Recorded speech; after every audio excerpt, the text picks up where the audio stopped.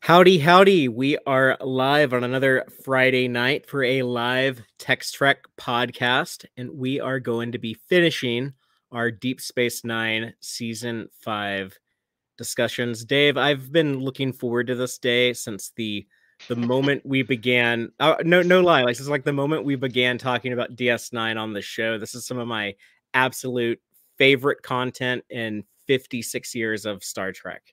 I feel a lot of pressure. Like, what if I don't like it, Fatheree? That's fine. That'll make it an interesting discussion. All right, I think there may be a surprise or two here and there as far as that goes. I think people have broadly assessed that I like Deep Space Nine, but that doesn't mean I can't call it out when it's total crap. No, but it'll be interesting. Yes, there was a lot of fun stuff to chew on for this last quarter, not quarter, last third of the season. All right, well, let's go ahead and get the show started. Mhm. I'm Fatheree, This is Dave. and this is Tex-Trek.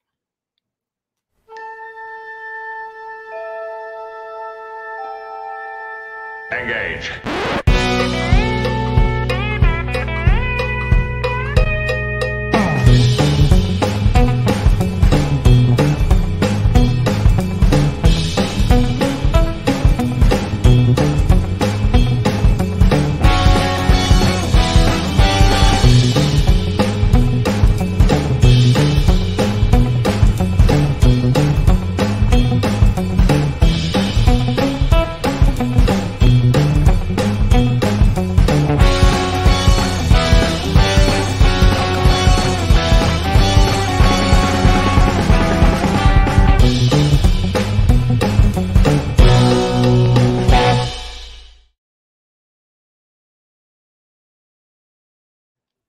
Welcome back aboard the Starship Texas for the 202nd installment of the Tex-Trek podcast, the home of Star Trek fandom from deep in the heart of Texas, where we take a deep look at Star Trek old and new. And tonight we are talking about Star Trek Deep Space Nine Season 5, our third and final in our series of podcasts talking about that fifth season. We're specifically covering the last 8 episodes of Season 5, so that's going to be Season 5, Episode 19, Ties of Blood and Water, on through the season finale, Call to Arms, which, Dave, I got to say I'm super excited to talk about because that is one of my favorite episodes, one of my favorite moments in all of Star Trek, my favorite season finale. So I'm really looking forward to that. But yeah, we got 7 other episodes to talk about before we get to it. So Yeah, everything from the characters' great grandchildren on through to all out war with the Dominion.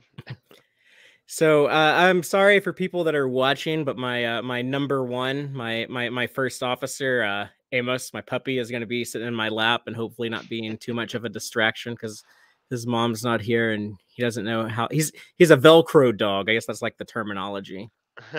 But I see that we have some people talking in the chat, so we'll just go ahead and get started in a moment. Just quick housekeeping, as always. We do want to thank all of our patrons out there. So thank you for chipping in monthly and helping us out. That's Starfleet Boy, Cake is Eternal, Gay Clevin Lundstrom, Crazy Dutchy, Joanne Robertson, and Quarks Bar. It definitely means a lot to us. And if you don't know, you can come in on our Patreon at various different tiers. The lowest is $2 a month, and there's different perks, but whatever level you come in on, you'll be invited to the monthly episode watch-alongs. We're going to do our next one on Saturday, August 20th, I think is the date. And I'm not sure what episode. I was kind of thinking we need to do Trej Douge or whatever, the 3 ships episode of Lower Decks to kind of get like primed for the return of that show. But with the sad news of the passing of Nichelle Nichols, I'm kind of thinking like, oh, what if we did like the Lorelei signal of the animated series and watch her take command of the Enterprise? I'm going to throw out just a crazy notion right here live on the air that you're not prepared for, Fathery. Those are both half-hour episodes. We could do both of those things. We right? could, yeah. And if someone wanted to jump in for one and not the other, that'd be an option. We've worked out all the technical issues, so Yes, we did, and thanks to Starfleet Boy for a nice assist on that. Yeah, so it would be a lot of fun if people could partake in that. So come in at whatever level, and we would be happy to invite you to those watch-alongs over on the Tex-Trek Discord. It was super fun last time. We did Trials and Tribulations, the great Deep Space Nine episode, one of their best. And I don't know, I had a great time anyway. Yeah, no, that was a lot of fun. And quick heads up, I will be in Vegas August 20, was it the 24th through the 27th, I think is the convention. But yeah, STLV, that's coming up in 3 weeks. And that's also when Lower Decks Season 3 premieres. We'll be covering that live on Fridays and then making the show available to listen to wherever you get your podcast. Next week, we won't have more DS9 Season 5 to talk about because we're finishing that now, but we're trying to line up a guest. So hopefully we'll have a guest speaker that me and Dave will chat with that ties into some of the Season 5 content, perhaps an episode we'll talk about today. So I'm excited for that. Hopefully that pans out. Yeah. But Dave, let's just go ahead and get started. And well, before that, I just wanted to take a moment just to ask you, like, we should acknowledge, we did lose a superstar in the Trek franchise with the passing of Nichelle Nichols. And I was talking about that on the Trek Central stream we did Sunday. We were going to talk about something else, and then that news broke, so we're like, well, we have to talk about this. And I was a guest on the Strange New Pod, their show this week, and they had some really wonderful guests come on there and just kind of reflect on losing such a legend. But yeah, I don't really have anything else to say. She's been so well documented, and there's a great documentary with Women in Motion. We covered that on Tex-Trek number 144. People can go check that out if you're interested. There's never been a better time to watch the documentary. Watch the documentary and then check it out, because I think that I've heard Paramount Plus has it, or is going to. They've always had Paramount it. Plus. Yeah, okay, that's how we watched it last year. I wasn't sure if it drifted away or anything. I don't know how these things work. It's still there. Cool. Yeah, I don't know that, I mean, what is there to say about, like, one of the great icons? People know her legacy. I was happy that a few years ago my brother was able to meet her at a convention, has a really great photo with her. And I'm happy. The outpouring of love makes me happy, because I imagine her family is probably getting to see that and just know how special she was. But it's a sad time, but also a time to reflect on the greatness too. Yeah, that's your brother got that picture when she came to Austin, which is when I wanted to meet her, but my sister got married that day. So she was kind of like the one last surviving member of the original series that I thought, oh, am I ever going to get to meet her? But I finally did at Vegas in 2019, and she's just like the sweetest person.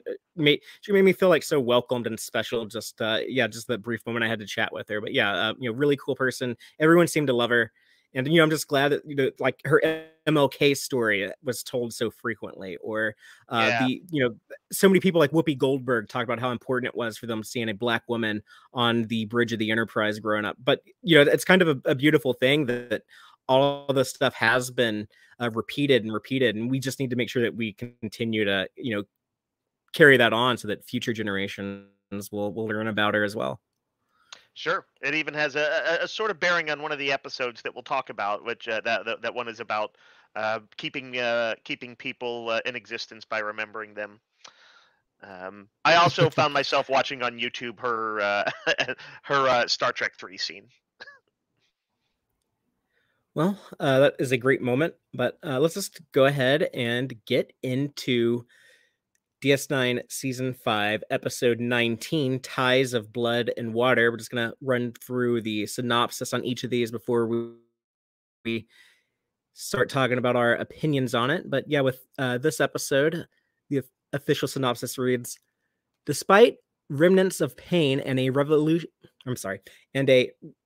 of betrayal, Kira tends to the dying Cardassian dissident Takini Gamor. So this is the character from Second Skin way back in season 3. Her fake Cardassian dad. Right. He comes back and he's dying. Yeah, and that was like I had to I went and reminded myself of kind of exactly what went down in that episode, which was basically she was used. It was kind of as bait, made to look like a Cardassian, to not to draw something out of her, which is what might initially assume, but rather to bait another resistance leader. of the Right, Cardassians. the dissident movement. That was the Dissident Cardassian movement, dissident yes. movement. Right. But yeah. But yeah, she was, and the guy in the episode, literally thought that she was his daughter. Uh, Yeah, right. because his daughter had been sent undercover on Bajor and has never shown up again. So Right. And she's so presumed dead it's at this point. right. And as we find out in this episode, they've kept close ties. I really thought it was sweet when he said he's been following her like career, and uh, I don't know. It's he's a Cardassian that she has true fondness for. It is not nothing is as weird as their initial meeting was. It's not it's not a forced thing. She's not gritting her teeth through it. She genuinely cares about him, and it both deepens and becomes more complex when she finds out he's dying. Yeah, and he's kind of a valuable asset. Yeah, personally she likes the guy, but politically he's kind of a valuable asset because he led the dissident movement that overthrew the military government of Cardassia. So now he would be like a great to as a opposition leader of the new Right. Dominion regime with Ducat installed as the head or the puppet as Cisco calls him here. Right. However, because of his terminal illness, he's not going to be able to serve that purpose. So that's really inconvenient. I like the Cardassian tradition. It's very, very Cardassian, but the Shri Tall, I believe, when you're dying, you tell your family members all of your secrets so that they will be able to use those. Yeah, it's like you name names. And Nobrin Tane kind of might have had something like that in mind when he summoned Garrick to the Right. Gamma He had to Quadrant a do few the episodes ago. he had to do like the short version of it. It's like, oh man, I've Yeah, only got like a minute or two left. Let me throw out some names. but But yeah, that's well, go ahead. well, I think the juiciest part of this episode for me is just getting to see the flashbacks. I love the flashbacks to Kira and the Resistance, and seeing what happened with her and her father, and that tragedy of how she Yeah, wasn't there to tend to her right. dying biological dad. Yeah, this is an episode that it was kind of tough for me to watch. It's Father, I don't know if our audience knows, but my mom, although she's not in the dire situation that the characters are in this, but she's spent the last year plus in and out of hospitals a lot, and it's tough to kind of watch the caregiving stuff. It was very difficult to see. But I thought really well handled. I like that they sort of showed again, it's sort of like they did this, they always tend to do this. Even when Cisco was doing his archaeological research a couple episodes back, they showed sort of the work in a montage. You kind of see that sense of the work, the emotional toll, all of that stuff. um and yeah, you essentially see her two fathers in this one, Mhm. her biological dad and her sort of second found father. Yeah, and I definitely appreciate this, more now as an adult than I did as a kid watching it. But I like that you see her friend Pharrell, who R.I.P. Pharrell, but you get to see him with both arms in the flashback, so that was kind of cool. Yeah, I did not. I certainly did not expect him to return at any point. um. So yeah, that was a nice touch. I'm glad, happy for the actor too, just to have gotten sort of one last shot there. Well, speaking of the return of dead characters, Jeffrey Combs comes back as Wayoon number 5. The one who we saw in season 4 was Wayoon number 4, and he died, but apparently the Vorta are cloned, and so there's like a whole series of Wayoons. My understanding is that that's maybe you can tell me whether this is right or not. That was um, because they liked Combs's performance so much. They're Mhm. like, we got to bring him back, even though we killed him off. Right. Yeah, and he kind of becomes the quintessential Vorta going forward. Uh, they're going to get a lot of mileage out of him in the show, and even just within these 8 episodes we discuss, he shows up in these 8, so kind of gives you a sense of how large of a role he's going to have in the show going forward. That's interesting. So yeah, I'm still pinning him down in my head.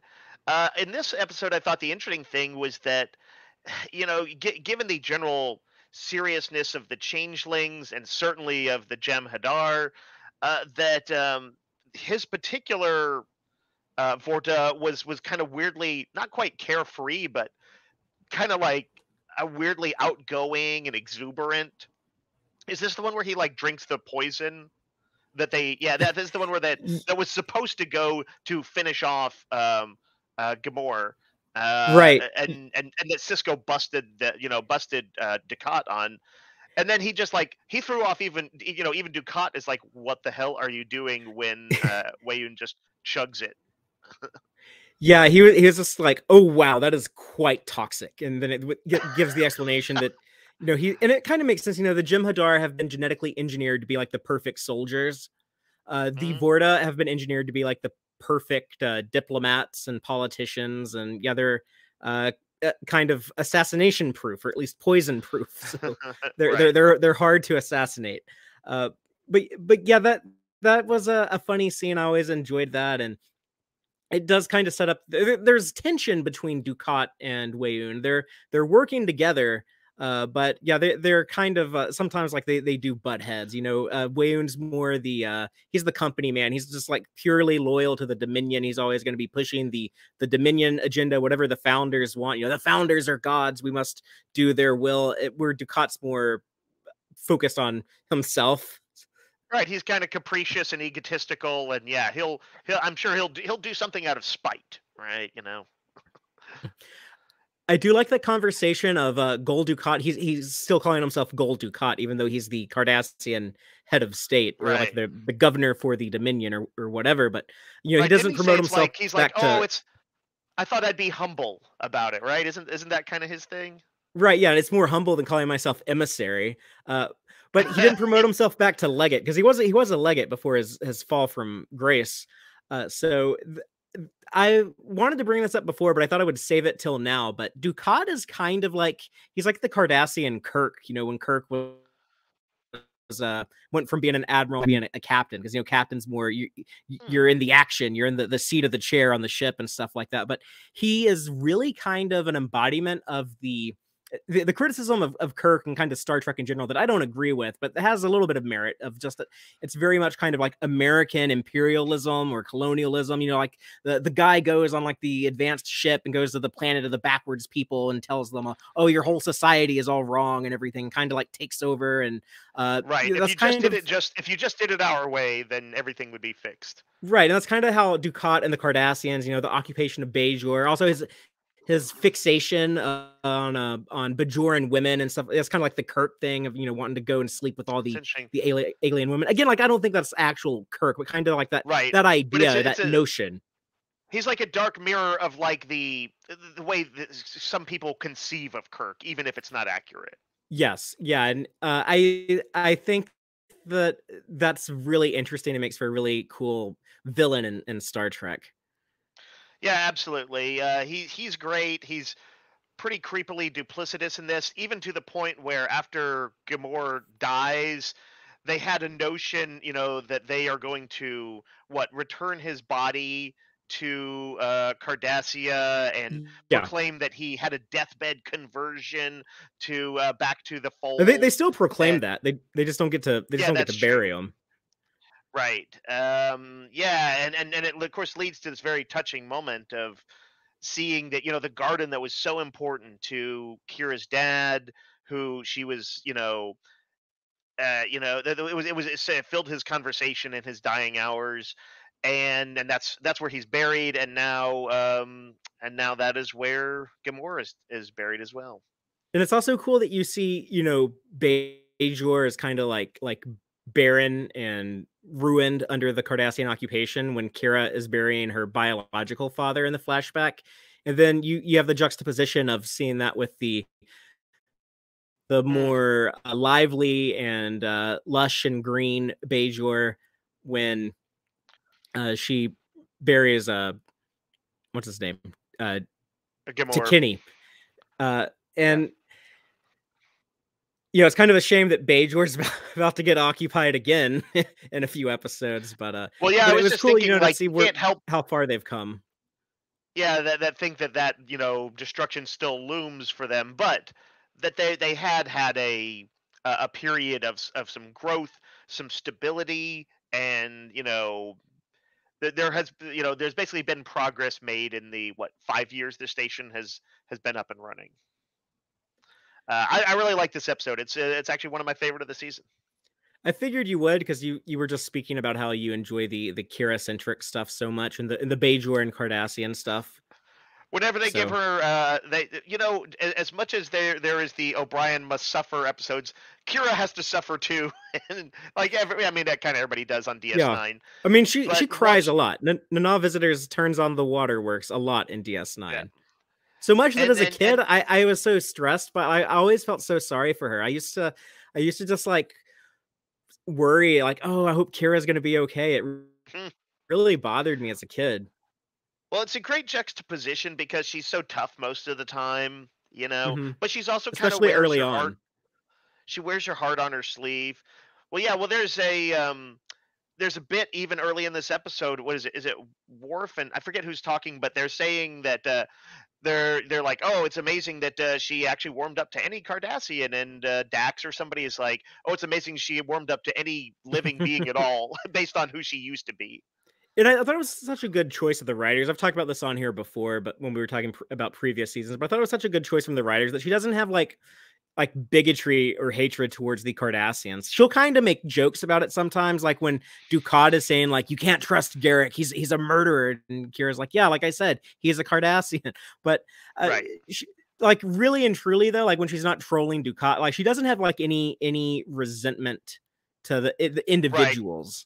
She's She's not very like good they're at like, pure. There's malevolence in their DNA or anything like that. right. She takes them on like a case by case basis, and that shows a lot of maturity, I think, and I think it's cool that the writers chose to go that way. I think it made for more interesting stories and more interesting character. But we see that tested here when they're like, Well, that's what when I was about to say. We Dukat, have to mention that yeah, when he her presents the surrogate father evidence. was revealed to be part of the occupation, right? And to have at least been present during what was it, a massacre, or like I forget Yeah, I mean, exactly what the. she knew he was in the military during the occupation, but what she didn't know is that he was present at that specific massacre, which is suggested to be like a specific, infamous deal. Like 17 monks were killed for Right. housing resistance weapons stashed And away. later we'll find that there's a reasonable chance that he also might have had only the barest involvement, like have been essentially like a recruit then, He was one of um 400 soldiers that were there. right. So But we saw earlier in the season that she will not always apologize for a harsh view of the occupiers. but And they're very different situations, because that was a guy who was trying to still be an asshole. Here it's like, oh, this guy led the dissident movement on Cardassia. He helped take the military out of power on Cardassia. He's actually he's like a put his decent life on person. the line to push back on Right. the worst aspects of Cardassian society. But it was still hard for her, to find that forgiveness. And like that speech that she gives at the end of, like he fought for every breath, when she's telling Dr. Bashir what it was like watching him die. And like that really hits hard. It just seems Oh so yeah. real. Yeah. Yeah. Oh man, that's right. She's like talking about counting the breaths and things like that. Yeah. It's a pretty brutal episode, very emotionally raw, and for that reason, yeah, it's probably gonna always stay a favorite. Well, let's leave Bajor then and go over to Ferenginar and talk about season 5, episode 20, Ferengi Love Songs. I forgot to mention that last episode, by the way, Ties of Blood and Water. I forgot to write down who wrote and directed that, so apologies to whoever it was. But Ferengi Love Songs, written by Ira Stephen Bear and Hans Beimler, and directed by Odo himself, Rene Aubergenois. Quark returns Oh, to Ferenginar for maternal comfort, finds his mother's lover is the Grand Nagus Zek, and promptly uses their relationship to regain his license. So yeah, it's a bit more complicated than that. But yeah, Quark is feeling the blues, goes home and finds the Nagus in his bedroom closet. there's one of those memes out there that has a picture of the Nagus. Like I don't know if he's actually shouting, like doing his Quark, but it's like pictures you can hear kind of thing. And it is true. There's like few voices more distinctive than the irritated Nagus, and really everything he does. Come to really like him over time. Yeah, so they bring back Moogie. We had seen her once before, but she's actually played by a different actor this time. Celia Adams, or Cecily Adams, is that her name? She was like a comedian. She died pretty Oh, young, lung cancer. oof. Not too long after the show ended. But she's going to play Moogie from now on. And I, as a kid, I never even noticed that they recast, under all that makeup. I did not notice it. I did not notice it. She still seemed to have the same spirited vibe that I associate with the character. Yeah. So, I guess I have to compliment the recasting. I don't know why it happened.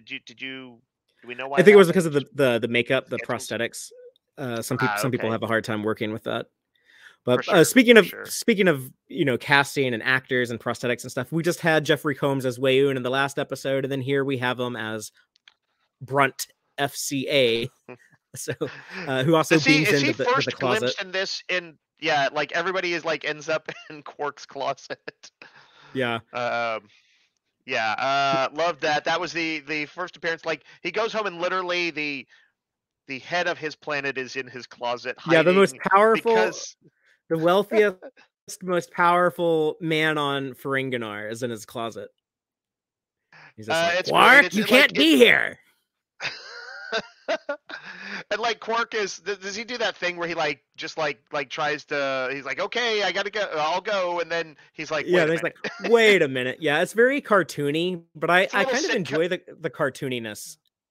Right, it sort of reminds me of like this is probably a little before your time, but if you ever saw reruns of Three's Company, it's this Oh yeah, slightly that particular brand of sitcom silliness. Even I Love Lucy though did like getting before my time did that kind of stuff, sure. um, but yeah, it's it's a decent fit for the Ferengi episodes. I like these episodes. I don't love them. That continues, I think, to go on through them. There are some that have been like I think pretty exceptional, but this one I liked but didn't love. And but what I always like is kind of in some ways the slightly more serious underpinnings of them. With pushing Ferengi society forward. Moogie continuing to defy expectations. Now that said, I just realized as I was saying, like I like this sort of more serious stuff. I've written down some stuff that made me crack up. Lobekins, that was one. Yeah, that's Um, terrible. um, Also, when Moogie talking to Quark, she's like, "I love you too, Quark, but when you say living together, what are we talking about?" Her, Oh yeah, a you're not moving back in, are you? 2 days a week. Yeah, um, that's great.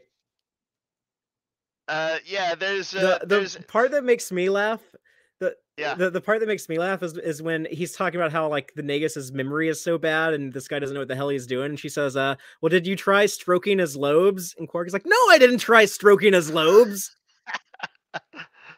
I wrote down I realized a bunch of quotes as I was watching this. You betray. This is Moogie talking to Quark. You betrayed friends and family for personal gain. And Quark, it sounds so good when you say it. Um, there was. Oh yeah. That also the when Quark is reflecting on how Brunt can't replace the doesn't have what it takes to be Grand Nagus. He says his personal greed has to reflect the public greed. Yeah, Ferengi politics. Yeah, man, that's I don't even know if it's just limited to Ferengi politics, but yeah, that there actually is a ton of there's a ton of good lines in here. When he was talking to O'Brien at one point, because there is this Hmm. subplot of also he's basically trying to get Lita to sign a prenup, kind of a Ferengi prenup. Right, the Um, WPP, the waiver of property and profit, or profit and property, one or the other. But And I think if I wrote it down right, Rom is like Latinum lasts longer than lust, and O'Brien's like maybe, but lust can be a lot more fun. Yeah, but I love that, the advice that O'Brien gives him, and then what Rom does, like the most Rom thing ever, because it's stupid, but also like it comes from the heart. But yeah, Yeah, he's I like, loved it. well, I just got rid of all of my latinum. I just donated it all to the Bajoran war orphans, and I so now we wasn't don't have to sure worry where about it. I'll tell you, Father, I had these sort of sitcom anxiety that I used to get sometimes watching people dig a hole in the sitcom, like, oh, how are they going to get out of this? And I had the sitcom anxiety because I want things to work out for Rom and Lita. They're good people. And so I was like, "Oh man, Rom, you're fucking this up, man. You're gonna ruin your one good, really good thing." Actually, I take that back. Rom's got all kinds of stuff going on. He's got Nog. He's got some pride in his work. He's got some stuff. I was worried he's gonna ruin stuff with Lita. And then he came out with his big, dumb, beautiful gesture. And I was super into it. Yeah, and we also get to see a little bit more General Martok in this episode. He's fighting his own people. He threw one of his men off of a balcony in the promenade. Um, Yeah, so almost hit a Bolian ambassador. So we get more Klingon action. These few I episodes here. We guess have it's the the slightest tease of what's to come. right. Um, and I know that there's like Odo was like is talking to Worf about the incident, and he's like he threw one of his men off that crossway, and Worf is like that was a disciplinary measure. Yeah, and It's he's like like oh okay. he almost It just hit the Bolian ambassador, and Worf is like, but he did miss her. So yeah, nice Klingon equivocating. I love it. Yeah, there's honestly there's a lot going for this episode, and Moogie as always is good stuff, even if it's a different actress portraying it. yeah, and we'll see more of the two of them and what's going to go on now with the Nagus, still in charge of the Ferengi Alliance, but with Moogie kind of being the power behind the throne and the one who's actually doing the work and stuff. And uh, I do like seeing like a glimpse into like how their government would work. Like I guess there's kind of like an impeachment, like if they basically had like a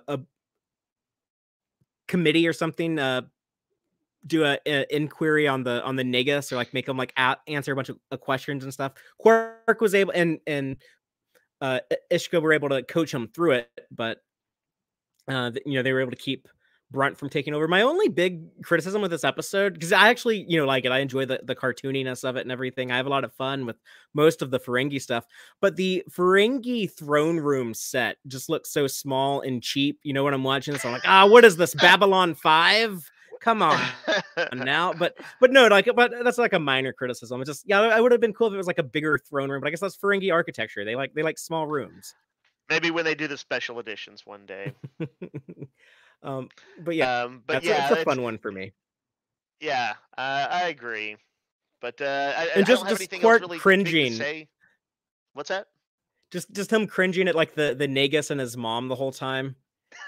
Yeah. That was Well, it's the usual thing that of stuff's like fun to watch. no that's a pretty classic trope of like sitcoms and other and I guess life of you don't want to think about your parents' sex life, and they're like super lovey-dovey. They're like, I'll see you Lobekins, and like it's very kissy. Oh, and we What was end what on the happened at I was gonna say what happened at the very end with the actually with the guy who's the servant to the Nagus. Like he was all like having a good time. He was excited. Maher Do. What was Yeah, he? he's always has the Nagus's concerns. I think are always he seems Those big very very guys. It's just dedicated, like very loyal. Loxana Troy's servant. Yeah, Anyway, what were Mr. you saying? Holmes. Yeah, those big guys. Oh, I like the ending. I think a lot of us could find it relatable. The Marauder Mo action figures, and they have the energy whips like from Next Generation, from the Last Yeah, Outpost. right. I kind of like that. It's like in retrospect, that's a neat, so almost meta commentary.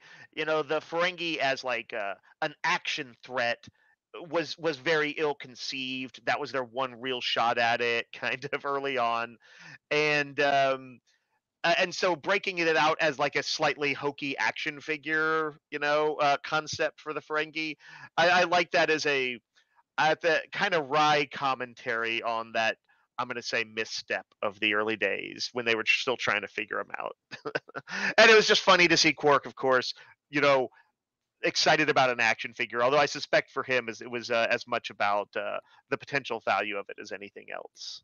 And his mom saying like you should have kept them in their original packaging, they would have been worth more. Yeah, yeah, that feels like a meta commentary on the what's it like the Playmate Star Trek toys of the '90s. Even then, collectors were doing their collector thing, Oh, and those things not would have been booming, and this actually would have been shortly after their prime. like '97. the That's when heyday, they the tried to. heyday. Yeah, this is after they tried to go to like a 6-inch line that everyone hated because it didn't match the 4 inches. Even though I liked the 6-inch Right. ones more, but anyways, well, now that we're done with the Ferengi shenanigans, let's get serious with some Klingon warriors and talk about season 5, episode 21, "Soldiers of the Empire," written by the Klingon master writer himself, of course, Ronald D. Moore, and directed by LeVar Burton. As Yeah, first officer on a I mission think to I'm search for. sorry. I just realized I said I think I missed that it was LeVar Burton. That's very cool. Yeah, So yeah, go so ahead. this he does a lot of really good DS9 episodes, but I think this might be like his best. And Michael Dorn often calls this his favorite episode or one of his favorite episodes. And all the Star Trek he's done, TNG and DS9.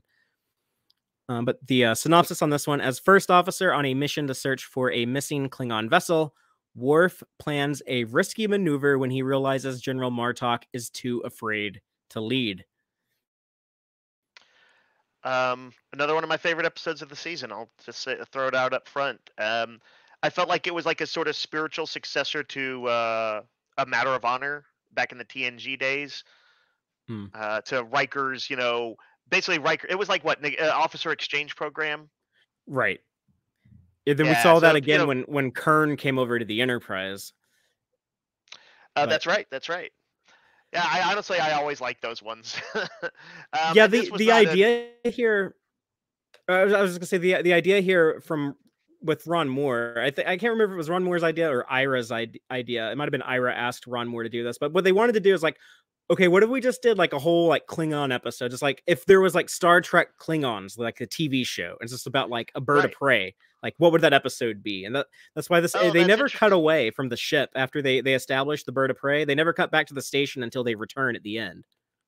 I for sure felt that vibe throughout. And I knew I was like, there's something different about this one. When they would cut to exterior shots of the ship traveling through space, and it would be, I was like, yeah, this is just like, this is what you would expect of the Enterprise or Voyager or whatever, if it was just a show about, yeah, a Klingon ship.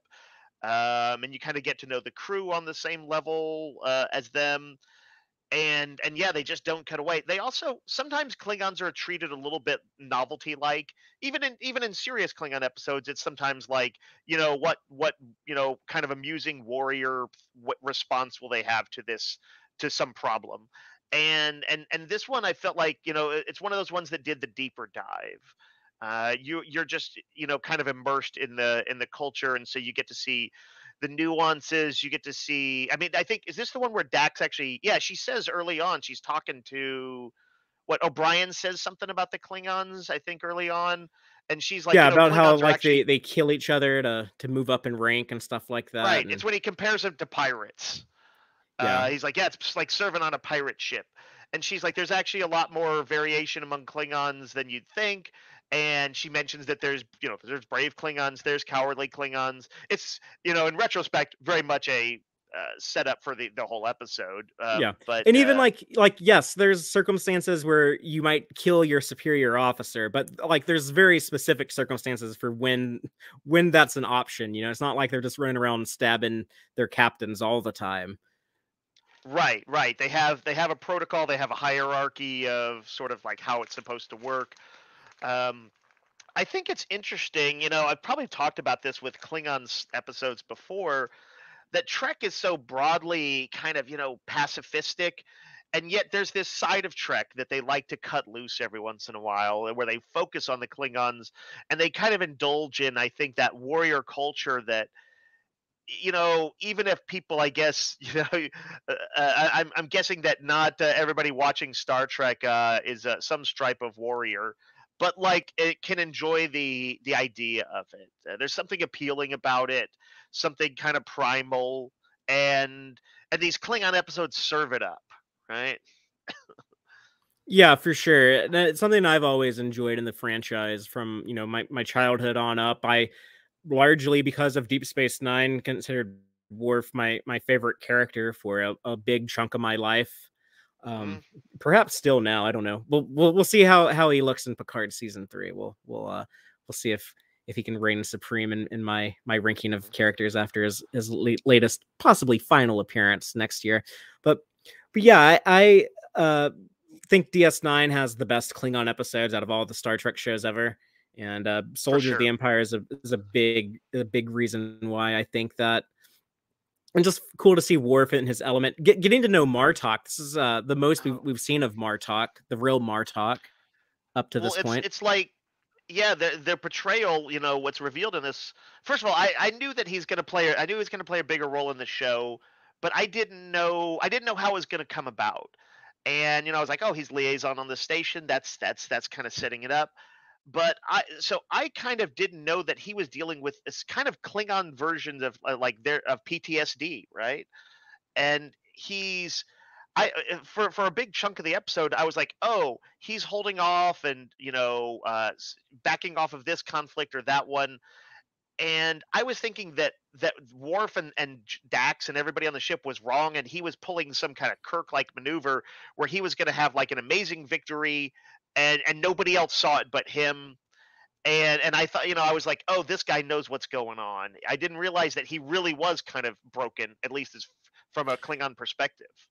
Well, that's one thing I might criticize this episode on, because I was always confused by that. The first time I watched this, and I always felt like, okay, eventually they're gonna either explain that he is like legitimately scared of the Jem'Hadar, or oh, he was actually, yeah, like you were saying, how like some type of master plan or something. I feel like they never actually address what his hesitation is. Honestly, it comes off more than anything else that like he just wanted to be sure he followed the orders correctly, and they told him like don't engage if you can help it. So Right. it kind of seems like maybe that's the only reason why he's holding back. I kind of wish there was a scene that put more of an I mean, explanation there. the implication, if we take that Dax and Worf has assessed him right, is that he has kind of, from a Klingon perspective, and she's qualified to say that. She's got Curzon in there.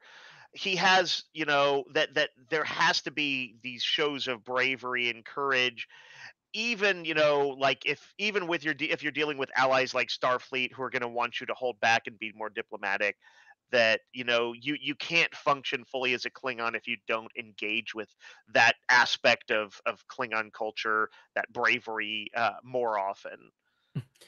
Yeah, um his crew needed to fight. They needed a victory. We got like this crew of like the shittiest Klingons and the Klingon defense force. They've just been getting like their asses kicked by the Dominion. So right, they're here they, turning on each other. yeah, They're that's funny incidentally, to just me. a real quick rewind. I did want to say, there's been a few ship launches that I think have actually been among my favorite Trek ship launches recently. One is the Defiance launch when they were going after, I guess, Eddington, and they're at like Yeah, somewhat diminished capabilities, and they had to more on do all him the in a moment. calling out. What's that? Yeah, I said more on him in a moment. But yeah, Right, you're talking right, about what we talked about last week, and right. for the And then uniform. so, yeah, I really liked seeing the Defiant kind of going through a little bit more detail on the whole clear moorings launch. And then here again, Worf comes in and you see all the stuff that Klingons do different. And so, he's what is it? He asks for their what is it? Not their role of battle, but what do they call it? Um Like the record of combat or something like that. yeah, record of combat. And that you see as a number, he signs on as first officer. He proclaims that the crew is weak, but he'll still die for them. Yeah, He makes it is way clear to for. me that none of you are worthy of my blood or my life, but I will stand for you anyways. Yeah, I love all that stuff. Yeah, and then he like starts singing that Klingon song, and I was like, oh, this is like the dwarf song in The Hobbit. That'll happen years later. One of arguably the best scene in a somewhat checkered movie series is those dwarves singing about the misty mountains, and with the big deep voices.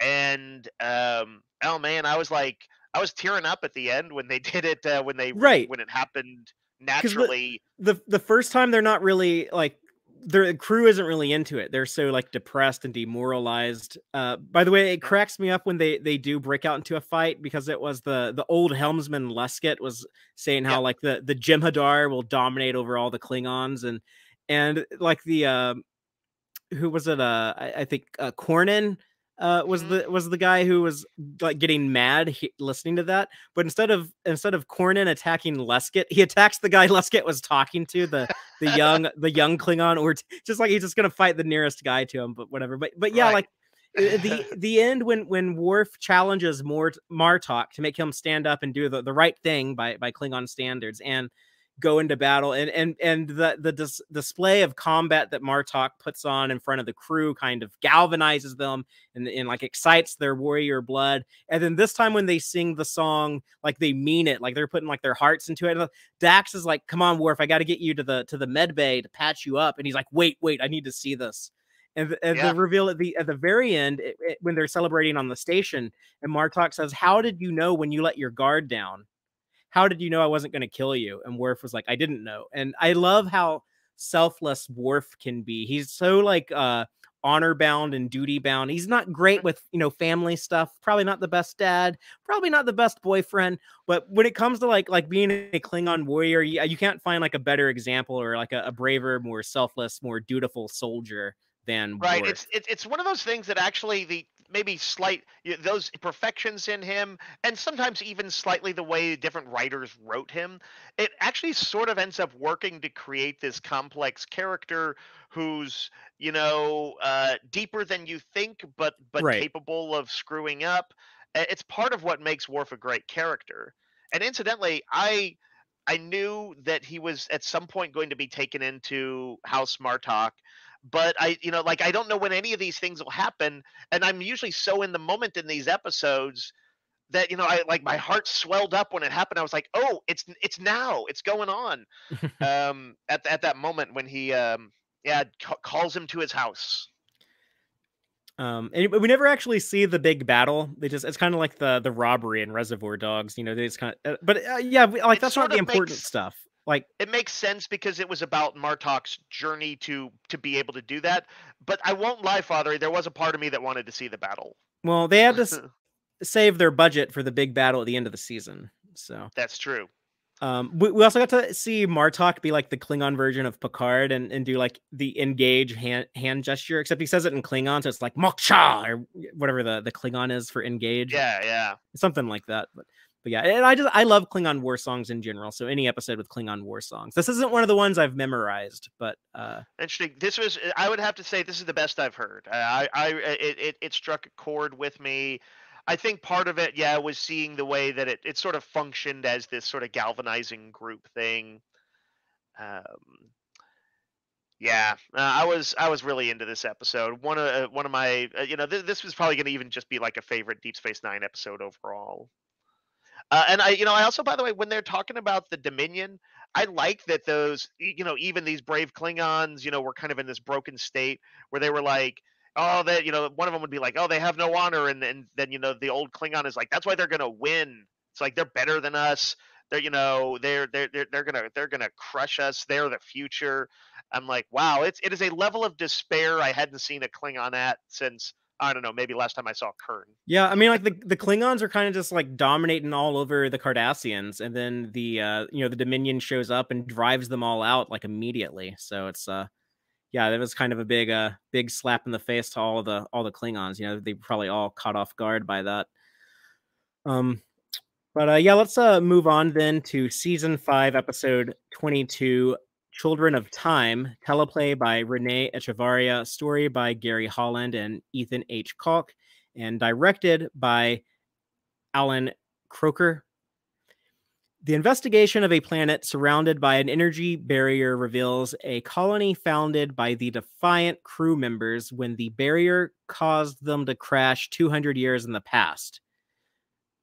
So that's confusing. But It is, but like, the short version of it is that weird timey-wimey stuff happens, and the crew finds a their descendants from a colony that they because of a time loop will crash land on that planet and like have to form a colony. yeah, so they meet like Yedrin Dax, who's like the descendant of Dax. There's O'Brien's on the planet, which O'Brien is freaked out by. But yeah, and there's And this there's whole also whole like a little society. separate there's a separate colony sort of like Worf's descendants who are, it's almost like if these are Hmm. the if they're like the if if the main group is the farmers, the gatherers, these are the hunters. Yeah, they call themselves the Sons of Moog, and they're not all Worf's descendants. I mean, some of them have very Klingon looking features, but it's like anyone on the planet, anyone in their town can like decide to like join. They have to like pass the trials and stuff. So I like that. Kind of made sense. There wouldn't be enough Klingon DNA for all. By the way, this episode establishes that at least in this timeline where this happens, that Jadzia and Worf had an open marriage, because Yedrin said like, yes, we were very happy together.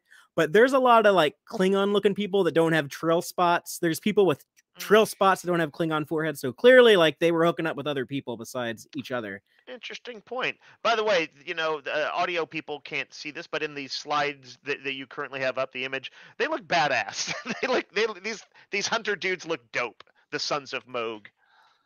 Yeah, I love them, and I love like Worf with them. How he's kind of like he's like very like respectful to them because they think he's like a big deal. He's like a superstar that shows up, and that little Yeah, kid who's like, "Oh, you're the son of Moog. Is it true you can kill a man just by looking at him?" And then Worf's like, "Only when I'm angry." Like he's like playing along with it.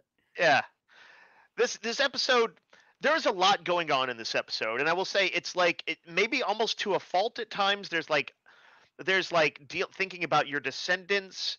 And on that level, it's almost like a cozy episode as people see who they might have connected with if they had kind of the small dating pool of the Defiance crew, and like Hmm. how they would raise their kids and how those kids would raise kids. But then there's some big moral quandaries later on in the episode, and like the episode goes in like while goes around in some different directions. It has Odo, like the actual like a incarnation of Odo who's lived the full 200 years, I guess, that this colony has been there, Hmm. and has like formed a more human shape, which I thought was good special effects, good job with the look there. And he, in something that seems unusual for kind of an episodic moral quandary of the week episode, like that's where he straight up declares his love for Kira, Right, right. his unrequited love. Right, yeah, he hasn't seen this woman in 200 years. He completely lost any shot that he had with her. Tragically lost her prematurely because of the accident when they arrived. So yeah, like immediately when he always calls her Major. Like here, he just like straight up calls her Nerys, and he like says like verbatim, "I love you, Nerys." I remember that line because it was in the promo for this episode the week before. And I remember like I kind of had like that spit like the drink out of my mouth moment when I saw that in the promo. It was like, oh, did like next week Odo's gonna confess his love to Kira, and it turned out it did wasn't like they the real Odo, but Valerie, did you see that it was this different looking Odo, or did they like show an I image of classic Odo with that overdubbed or no, something? I didn't catch that it was like a different looking. I mean, it just happened so. Okay, It's not like I had the option to rewind it and watch it that's again. true. This is That's like true. live Those TV, those old 1997. previews went by pretty quick sometimes. Yeah, it was like literally like Um, either a 30-second or 60-second TV spot. Just kind right. of flies by, but But yeah, I feel like it's an episode I'm ultimately gonna want to revisit occasionally, and sort of see what I kind of finally think about it, because there's so much in it. But I liked a lot of its parts. yes. uh, I mean, just tons of it. There's a random. I just noticed a quote I jotted down where O'Brien is meeting one of his descendants, and somebody tells him it's like. That is one of the adults says, "This is your grandfather's great great grandfather," and the girl's like, Yeah. "Hello," and he's like, "Hi." It's kind um, of weird it, dialogue because why wouldn't you just like add two more greats onto the like this is your I guess like the grandfather is like the oldest person the girl would have known in the family line. So, Maybe but so. Yeah, it is a kind of a strange way to put it, but I and can. her name It was sort of seems Molly. like something that could be like that. That little Um, girl is important because at the end, O'Brien is like the holdout. He's like the voice of like no, we can't go through with this. I don't care about these people. I care about my kids. I care about my wife. I need to get back to them. It sucks, but I mean, like we need to go back to those people. We can't be expected to do this. But then at the end, when they're helping out, the everyone farm and like plant the crops, and when he looks over and sees like that little girl named Molly, he's just like, man, like I can't go through with this. Yeah, we do have to stay. We do have yeah, to save these people. That's why I love this episode so much as a moral quandary episode in Star Trek, because I feel like I would make like the same choices as these characters. I'd be like, yes, I do not believe we have a moral obligation to give up our lives to create the society. Like we shouldn't hold our crew accountable for that. But how can you honestly like look at these people and be like, okay, I'm gonna erase them from the timeline? Like I yeah, think I would make like the conclusion, like, yeah, like we don't owe it to them to do this, but I would still at the end I would just cave and be like, no, I can't yeah. like just erase this little girl. I can't do it. It feels kind of realistic in that way, and it has, Yeah. in some ways, a very kind of classic Deep Space Nine kind of dark reveal that the. I mean, and I know that.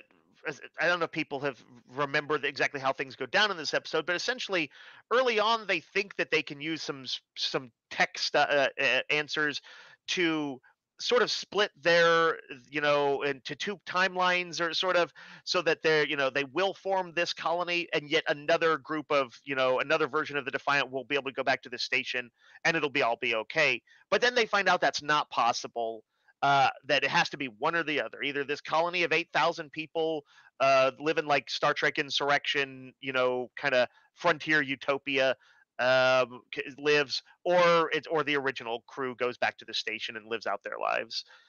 And so that's the big moral quandary of it. And yeah, I think, yeah, the fact that people can like change on it, the fact that we'll eventually find out that Odo was the one who, to ensure his only his other self, his for the prime timeline self, has a shot with Kira. Right? Isn't that how it happens, Father? Right. He was the But one who I think he ensured that they also made it. he also wanted to save Kira more Right. than anything. Right, and we knew that she had like had like a what would become a fatal injury. So that even in his timeline, or the I guess the colony timeline, that she dies. Yeah. She So sees her own grave and is like, "Oh my god, like this is clearly my fate. Like I believe in the prophets. I believe in destiny. I like this is obviously what I have to do." And the choice to make it be Odo, who's the because originally it was going to be Yidrin Dax was going to be the one who has a change of heart and he spares the Defiant. And Ira mhm, Stephen Bear looked at that and was like, "Okay, this is a good script, but this part does not make sense. Why would Yidrin do this?" And then he was the one who came up with, I believe if I remember correctly, he was the one who came up with the idea of making it be Odo because that would add like tension between the normal Odo, our prime timeline Odo, and Kira. And mhm. Ira he had like the opposite of like the next generation philosophy of like we have to tell all these stories without having conflict between our regular characters. Ira made the choice of like, okay, what can we do in the story that will create conflict Yeah. between our regular Well, the characters? very last scene in the episode is Kira and Odo trying to, both of their classic selves that we know, trying to come to terms with it. And she said, when she finds out, why he did it, or if they figure it out, and she's like in shock, and she's like, "Oh my god!" And that makes it right. She like asks, like clearly not buying it, and Odo very kind of simply says he thought so.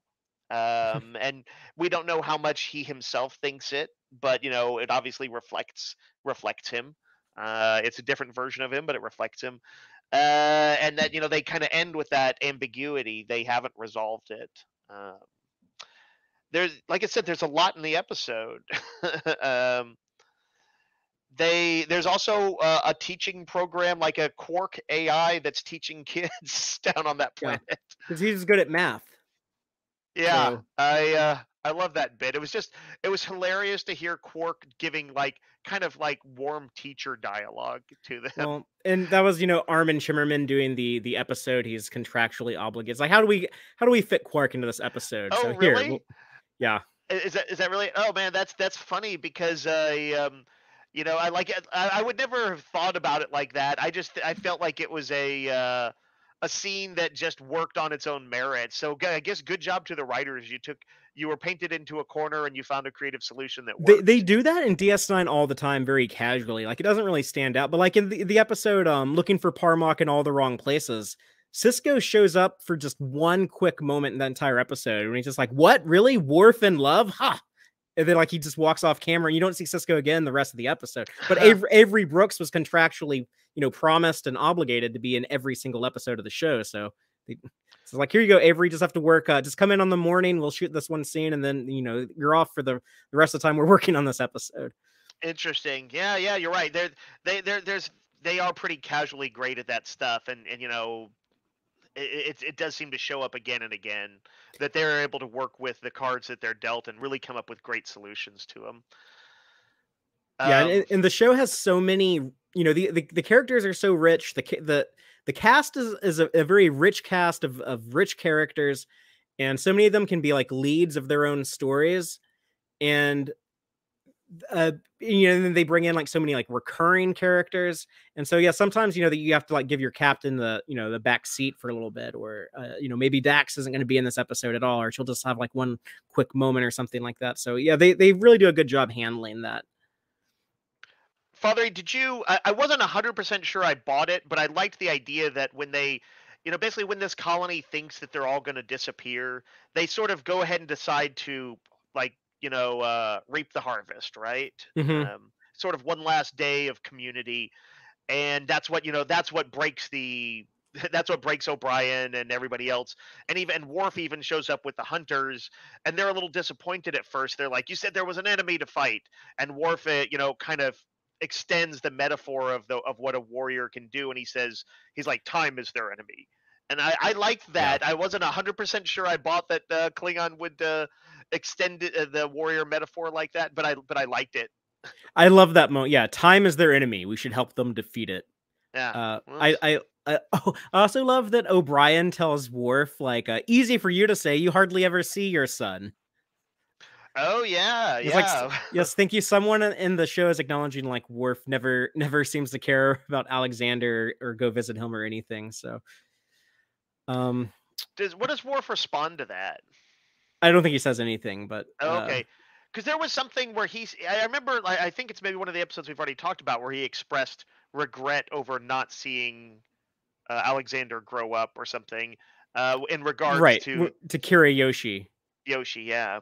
Oh, speaking of kids, though, I love Cisco playing baseball with the children on this episode. Like the Cisco that lived on this planet 200 years ago, like clearly like he taught like all the kids to play baseball, and people are still playing Yeah. baseball 200 years later. So that was Avery cool to see. Brooks. Avery Brooks is pretty good at doing, like, he's great at parent type scenes. I know. I want to go outside and just like throw the baseball back and forth with Avery Brooks and pretend like I'm a little kid throwing the baseball with Captain Cisco. That would be like a dream come true for me. He feels he gives off that warmth, right? It's it's pretty impressive. And yet there is still enough going on in this episode that I felt it was a little uneven. And some of the stuff with I was fascinated by Odo's sort of prominence in it. I like the makeup on him. I like the observation early on in the episode before any of this happens that Odo's just uncomfortable when other characters start talking about relationships. I like that touch. I liked seeing him in a more mature state where he's able to talk about it with Kira, um, in a pretty mature way, and he wants to spend some time with her, but he's like, I'm not trying to like win you over. I just want to show you how this beautiful colony, this world that we're on. Like, man, there's like so much good stuff. It's just happens to be bouncing around in a lot of different directions. Yeah, and that's fair. But this is, I don't know if I said it, but this is another one that I appreciate more and more as time goes on. It really stands out more and more to me. It's like a really solid episode. I think I appreciate the sci-fi idea, the moral quandary, like the character writing. And it's another strength of the show that they'll take breaks from like their big arcs and do these interesting self-contained stories like this. Something that Yeah. they'll continue to do all the way into season 7. So One of the advantages of those long ass seasons. yeah, for sure. Um, Shall we but move on to Blaze of Glory? Sure. So, season 5, episode 23, Blaze of Glory, written by Ira Stephen Bear and Robert Hewitt Wolf, directed by Kim Friedman. She must like really be good at the actiony episodes, because they also gave her Nor the Battle to the Strong, with the Klingons attacking Bashir and Jake at the beginning of the season. But the synopsis on this one: Cisco must enlist the help of Starfleet trader Michael Eddington to locate the launch site of Maquis missiles aimed at Cardassia, which we learned was never true. There were no missiles being launched. But I love that idea of like the Klingons in their war against the Cardassians were supporting the Maquis insurgents, right? Like they were like supplying weapons and equipment to the Maquis, and they gave them these cloaking devices. And now like the Maquis went crazy and launched all these missiles. That was some of that Deep Space Nine realism, I thought. Yeah, I thought that was a great reveal from what Martok is the one who tells who confides it in Cisco. Yeah, he interrupts the dinner with Nog when Nog's having his problem with the Klingons in this episode too. So we can talk about that B story later. Sure. But yeah, I thought Martok is kind of like, okay, we got this complex situation, and to even tell you about it, I got to tell you a secret. He's like, the Klingons have been backing the Maquis. And it's you realize that it's one of those Deep Space Nine complexity things. It's like, there's like, certainly Cisco is not friendly with the Maquis, but the Federation Starfleet is friendly with the Klingons right now because of circumstances, and things have normalized, and the Klingons are friendly with the Maquis. So where does that leave him? And that's the subject of really the whole episode. Right. And the Maquis are wiped out after this episode. I know there's that line of like, well, maybe there's some more out there. We never see the Maquis again. Rick Berman made them stick that line in there in case Voyager wanted to do something with the Maquis someday. But yeah, Voyager had Maquis crewmen, but like, you mean like as far as the movement, right? Yeah, pretty much every Maquis person is dead unless they were like off in the Delta Quadrant on Voyager. Right. Well, you straight up see their bodies strewn everywhere at the end. There's some survivors here at the end of this, but Cal Hudson from way back in season 2, the Maquis parts 1 and part 2. But if you remember Cal Hudson, Cisco's old Starfleet friend who went and joined the Maquis. Oh yeah. The guy they talk about also in this episode. Yeah, he's gone. I don't know what happened to Ro Laren from TNG, because she ran off with the Maquis. But yeah, she's never been seen again in canon after this. That's kind of a weird thing. She was a pretty prominent supporting character. Michelle, they always had a hard time getting Michelle Forbes to come back. She wanted to like do movies and stuff, didn't want to be tied to TV shows. But yeah, I think it's really cool. Another way of showing how strong the Dominion are is that the Maquis, especially under Eddington's leadership, they were able to cause a lot of trouble for the Federation. They were able to cause a lot of trouble for the Cardassians. They couldn't last just a couple of months against the Dominion. Right. And that makes sense. I like Eddington. I feel like occasionally, like they like write hits so that like every line of his kind of has to be a little bit sneering, like kind of dripping with sarcasm or kind of a like bitterness. And I feel like sometimes they do him a disservice with that. But broadly, I like the character. I feel like he's like he's like Che Guevara of space. He's a pretty legendary, difficult to pin down guy with really impressive tactics. And and a moral ambiguity about him for sure. So I was happy to see him again. I had a feeling he might not survive this episode, and we'll give him the title. Yeah, that does give a lot away. Right, but one of the things I'm glad about is that they never particularly compromised him. Like not at all, really, I guess. Yeah, and I love the conclusion Cisco has at the end, where Cisco's kind of having a hard time pinning down his feelings on Eddington. Like, I don't like, do I like him? Do I hate him?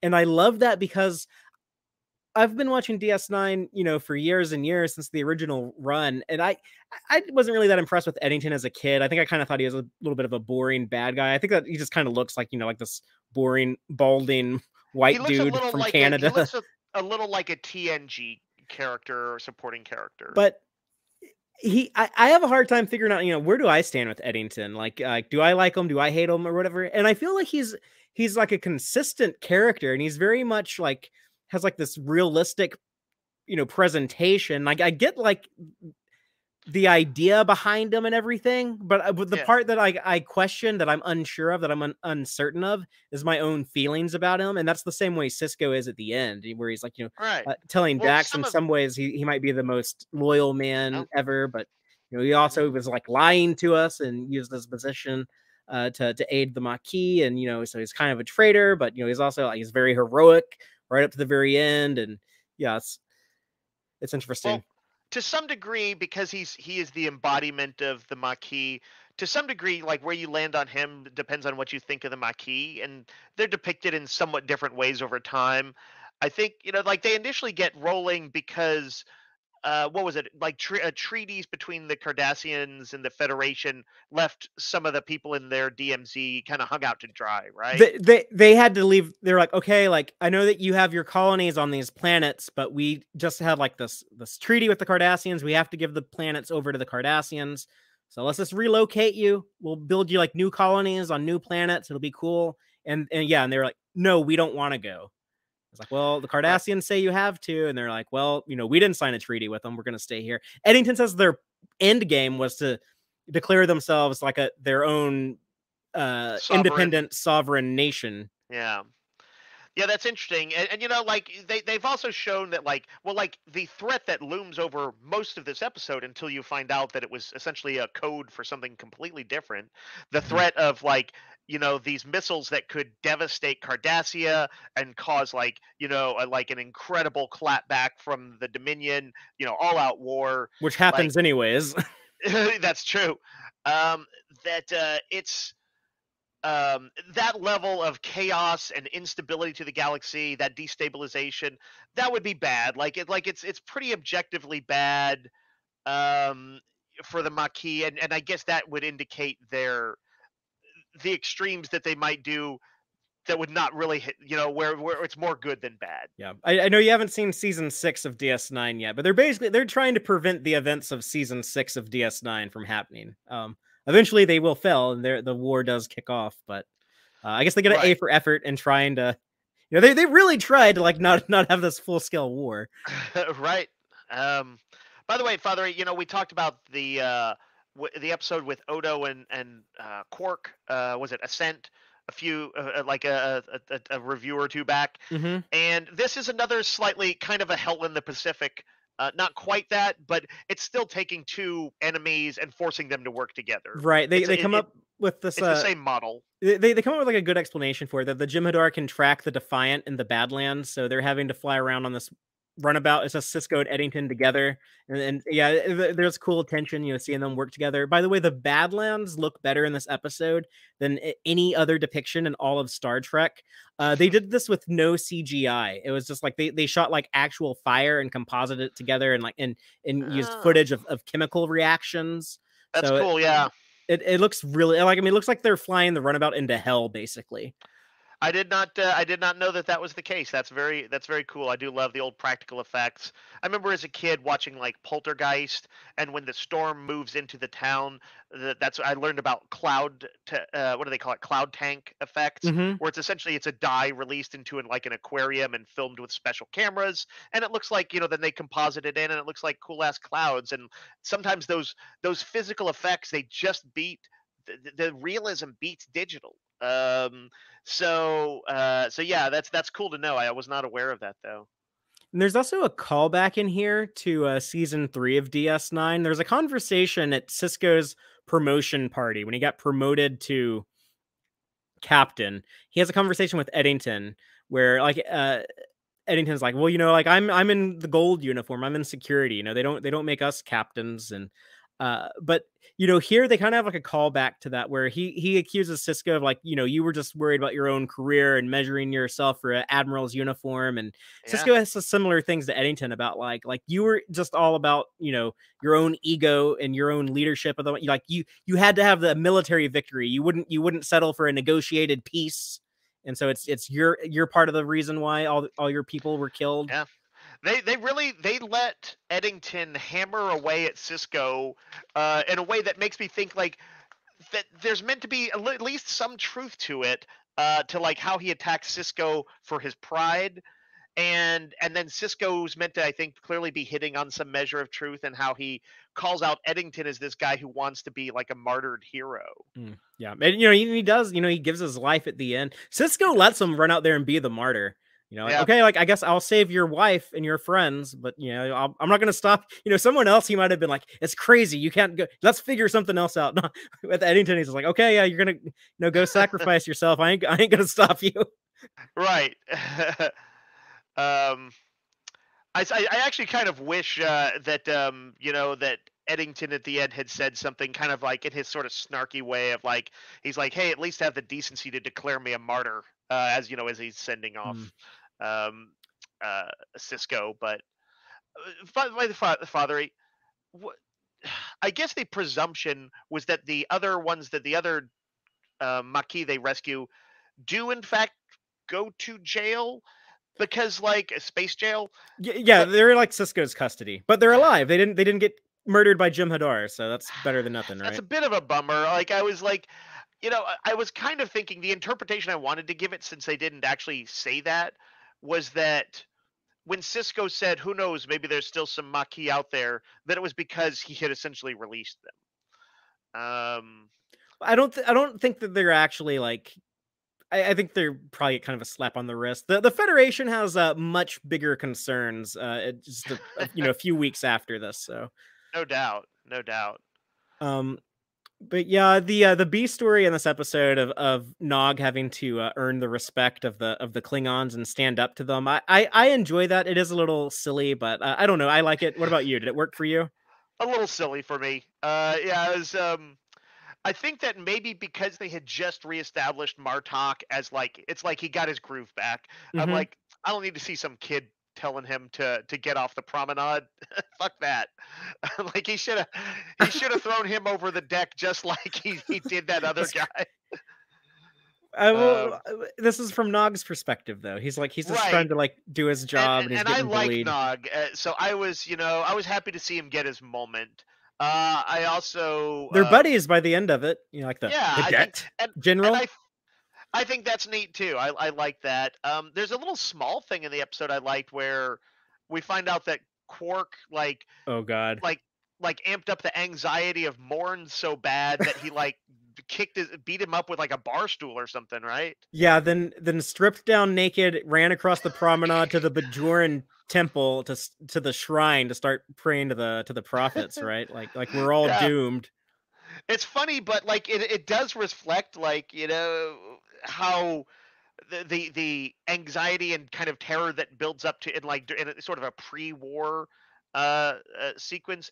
I don't know Hmm. quite why they put it in this episode. Like it doesn't really have any bearing on the plot, but it's a fun Yeah. incident. Just to start, I guess, just like building up to what's gonna happen. But yeah, I mean, like Right. the I guess in every episode they might be finding some small way here and there to say, uh, it's getting scary, people are scared. Yes, we're gonna do it like an episode that's a side story, but don't forget, war is looming, war is looming. And I think in that sense it definitely works. plus you want me to put on like my armchair television producer hat and Hit me. explain that to me. That scene in the infirmary that had Bashir, Odo, Dax, and Worf and Quark all in it. So it gave all Got them actors, everybody. something to do. Yeah. Yeah, yeah.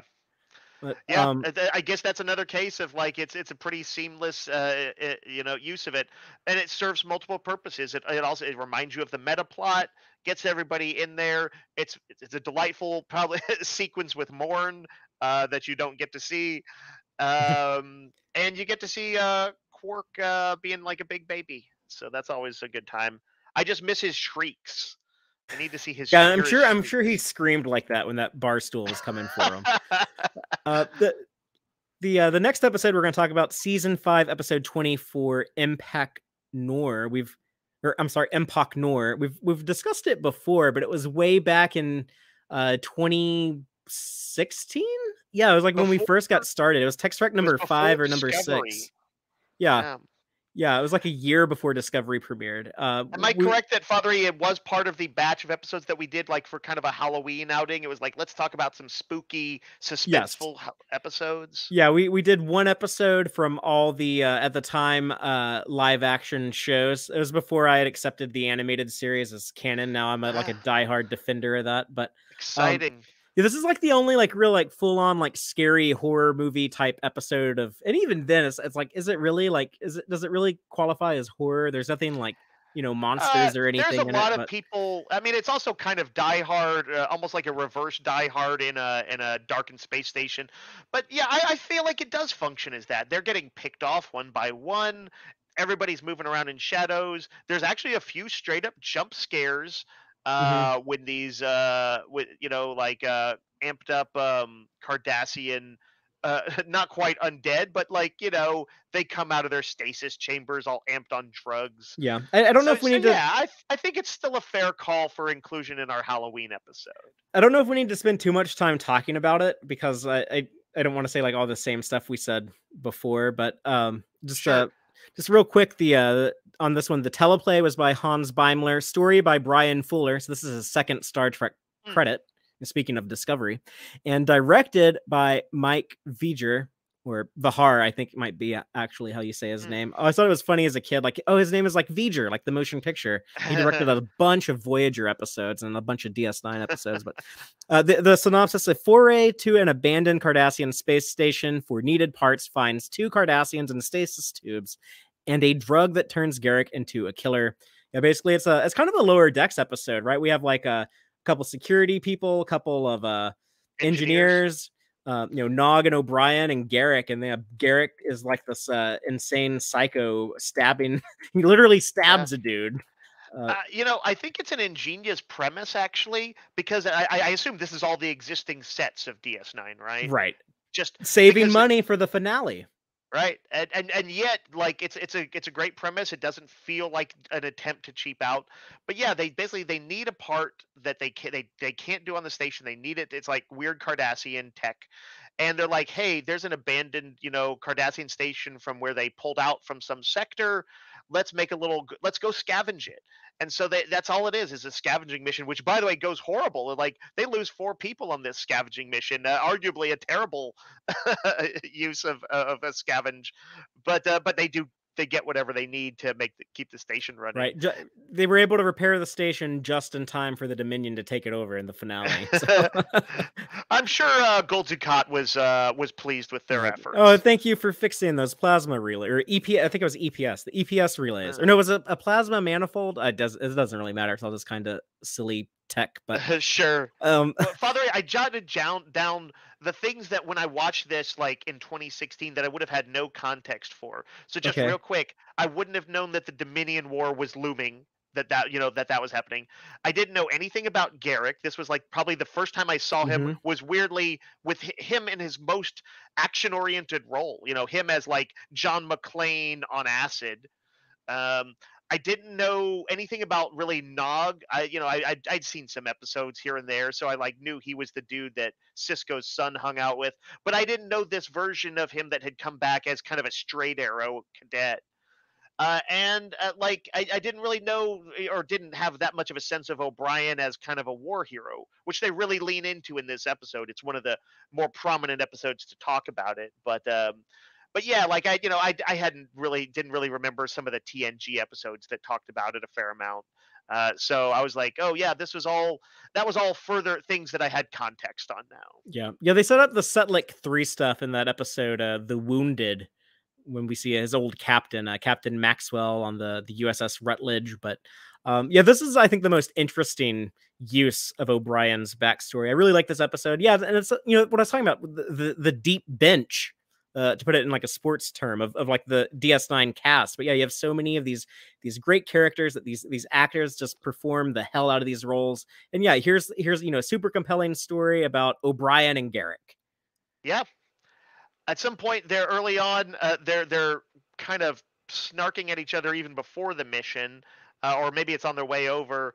Hmm. And I guess it must have been the context must have been Garrick talking about how broadly accepted he was, and O'Brien says something like he's like, if it makes you feel any better, I'll never have you over, and he's like, I appreciate that, Chief, in that Yeah, kind of slightly overly cheerful, now memed as the die mad about it, Garrick. yeah. I Garrick being love how like he delivered it. oh yeah, it's weird that people are starting to trust me. I'm not sure. I'm not Yeah, sure if that I was it. like that. That was You it. pointed out at the beginning of the season, we talked about the episode. Is it not past prologue, not past tense, things past? I get all the Mm, past ones mixed up. But when sure. they basically had like the Bajoran occupation convention or whatever, the seminar, whatever the hell they were at, but he was Yeah. kind of like trolling some of the, like, the occupation survivors, like trying to Yeah. like defend the occupation and stuff, and you were pointing out how, like, what a terrible asshole. But like, I think part of that might be like, yeah, it is weird if I get like too chummy with these people. I feel uncomfortable like that. I'm kind of out of my element if I'm like a guy that people like. So I kind of need everyone to be like a little uneasy around me. This is my comfort zone. That's what I'm used to. Right. He essentially somewhat self-sabotages trust in him because, well, we know he feels to some degree he deserves no trust. You Mm. know, we know that he's got guilt and remorse and self-loathing and stuff mixed, all that stuff going on inside him. So yeah, actually in retrospect, as I kind of go back, I mean, that is still a shitty thing to do, to go back to these Yes. people, these survivors, but I can psychologically it makes more sense as you put it that way, that it was kind of it's the way he distances people. He wants to put them off. So yeah, that works.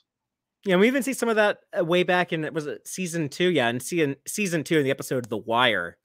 There is some of that, but yeah, and the cool moment of O'Brien MacGyvering. I love him, like he Oh yeah. combines his engineering and soldier skill sets to defeat Garrick at the end. I pointed that out last time that that was the thing that I liked so much, and just What does he say? He's like, I'm not a soldier, and then he kind of proudly he's like, I'm an engineer, yeah. as blows the shit out of him.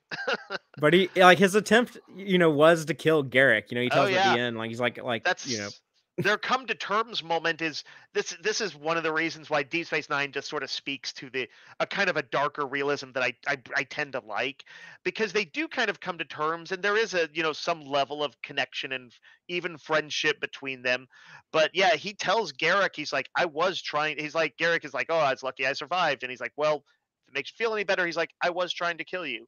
And he's like, I think Garrick is just like, I understand. Yeah. He's they have that sort of warrior's respect for each other. But yeah, and then like at the end of it, O'Brien kind of, lets him know, like, yeah, but like, I'm not going to hold this against you. It's the psychotropic drug, or whatever. So It is kind of messed up though. If this was a more sort of serial show, or one that paid attention to the smaller things like that, I'm like, yeah, he did he kill just one person or two? the other Cardassians killed two. He killed one. But yeah, Yeah. he stabbed that guy with the that coupler or whatever. Uh, He's like, I this would have isn't. if you ever want to do a weird if they ever want to do a weird follow-up episode, I could easily imagine that that guy's friend on the station being like, I'm gonna kill Garrick. You know? Or his wife. Yeah. So they talk about he had a wife. Um, but yeah, if you want to hear us talk a little bit more about this episode, then go check out Tex-Trek. It's either number 5 or number 6. But yeah, we also do Wolf in the Uh, Fold, Night Terrors, The Haunting of Deck 12, and the Zombie Vulcan episode from Enterprise, I, Impulse, I I think. imagine it'll be interesting both because of probably slightly different production values, but I met it's you'll hear a slightly different me and a slightly different Fatheree in those early Yeah, days we used to actually like each other. when we were young pups. Now, if you told me that you were trying to kill me with an explosion, I would say I understand. Yeah, we're like Siskel and Ebert. Like, we do this show together, but we actually hate each other.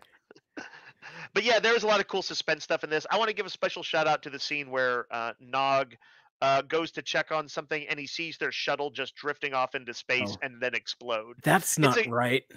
it's a good oh shit moment that fits the kind of horror thing. It's essentially like if you went to a scary house and you're like, "Oh, I've got to get out of here," and you walked out to your car and all the tires were slashed, and Mm. you're like, "Oh, we're stuck." It's that moment. So yeah, Father, I again, I want to say I think this was safe to include among the horror episodes. Yeah, well, your DS9 doesn't give like a lot of options in that category. So, but yeah, I think this one ultimately like it earned its place. Well, let's All go right, on. let's go for some lighter fare. Yeah, we got it. Between that episode and the next episode, we need something lighthearted. So let's talk about season 5, episode 25, In the Cards, teleplay by Ronald D. Moore, story by Truly Barr Clark and Scott Neal, directed by Michael Dorn. So we got a lot of actors directing tonight. This is the Worf directed. This is Michael Dorn's first episode he directed. But the synopsis on it is Jake and Nog's quest for a Willie Mays baseball card lands them in a scientist's mad experiment and a Jim Hadar interrogation room. So yeah, we have How dare they call his investigation into cellular ennui mad? yeah, Dr. Geiger He, thought he he's might have had the key to immortality. he's the only one out there fighting the soulless minions of orthodoxy. Like, So how dare? did you like this or was it too silly for you? It was too silly for me. But like, it's a bit of a mixed bag. I think I would have. I think I actually would have preferred a slightly more serious episode built around the same premise. Like them going after the card for Cisco Mhm. is a great kickoff, and I like actually like just that sense of like all of the crashing weight of everything that's been going on is kind of coming down on Cisco, and it seems like everybody he talks to has some morose story. Nobody's kind of having a very decent time right now, Yeah, and everyone's so depressed. yeah, it's a very warm story for Jake and Cisco again. But yes, the structure of the episode though is comedic. I loved this one. I've always been a big fan of like the Nog and Jake stuff. So I like Yeah, seeing like now that they're like young adults and they're not little kids, like they still have like these wacky adventures together. Uh, yeah. they're kind of like the right age for me because I've mentioned this before. They're both older than I was when the show originally aired, so it's like I could still like kind of like look up to them. So they kind of have like that big brother vibe. Um, Hmm.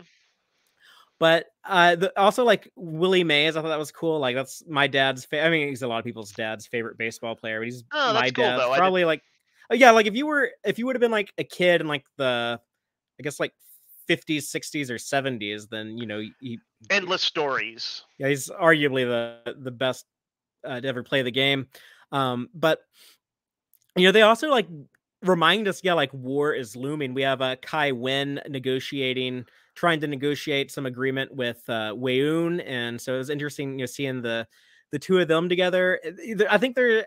I don't remember my original reaction to this plot thread, but I think there's probably a lot of tension here. Dave, how did you feel about like when you saw Wen and Weyoon together, and Cisco's like asking Wen, like, yeah, I need you to like I know we haven't gotten along before, but we really need to be on on the same page here. Like, were you worried like Wen might pull a Ducat and like I don't know, like Oh yeah. side with Weyoon or something like that?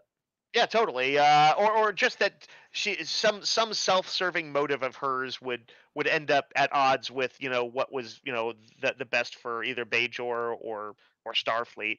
But like we do kind of continue to see her.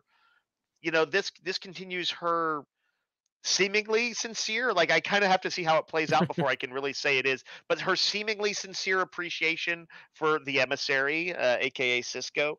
Um, I think I suspected that it wasn't because of the tone of this episode that no really big hammer was going to drop. I didn't think that was going to happen, but it will. The plot line will have relevance next episode.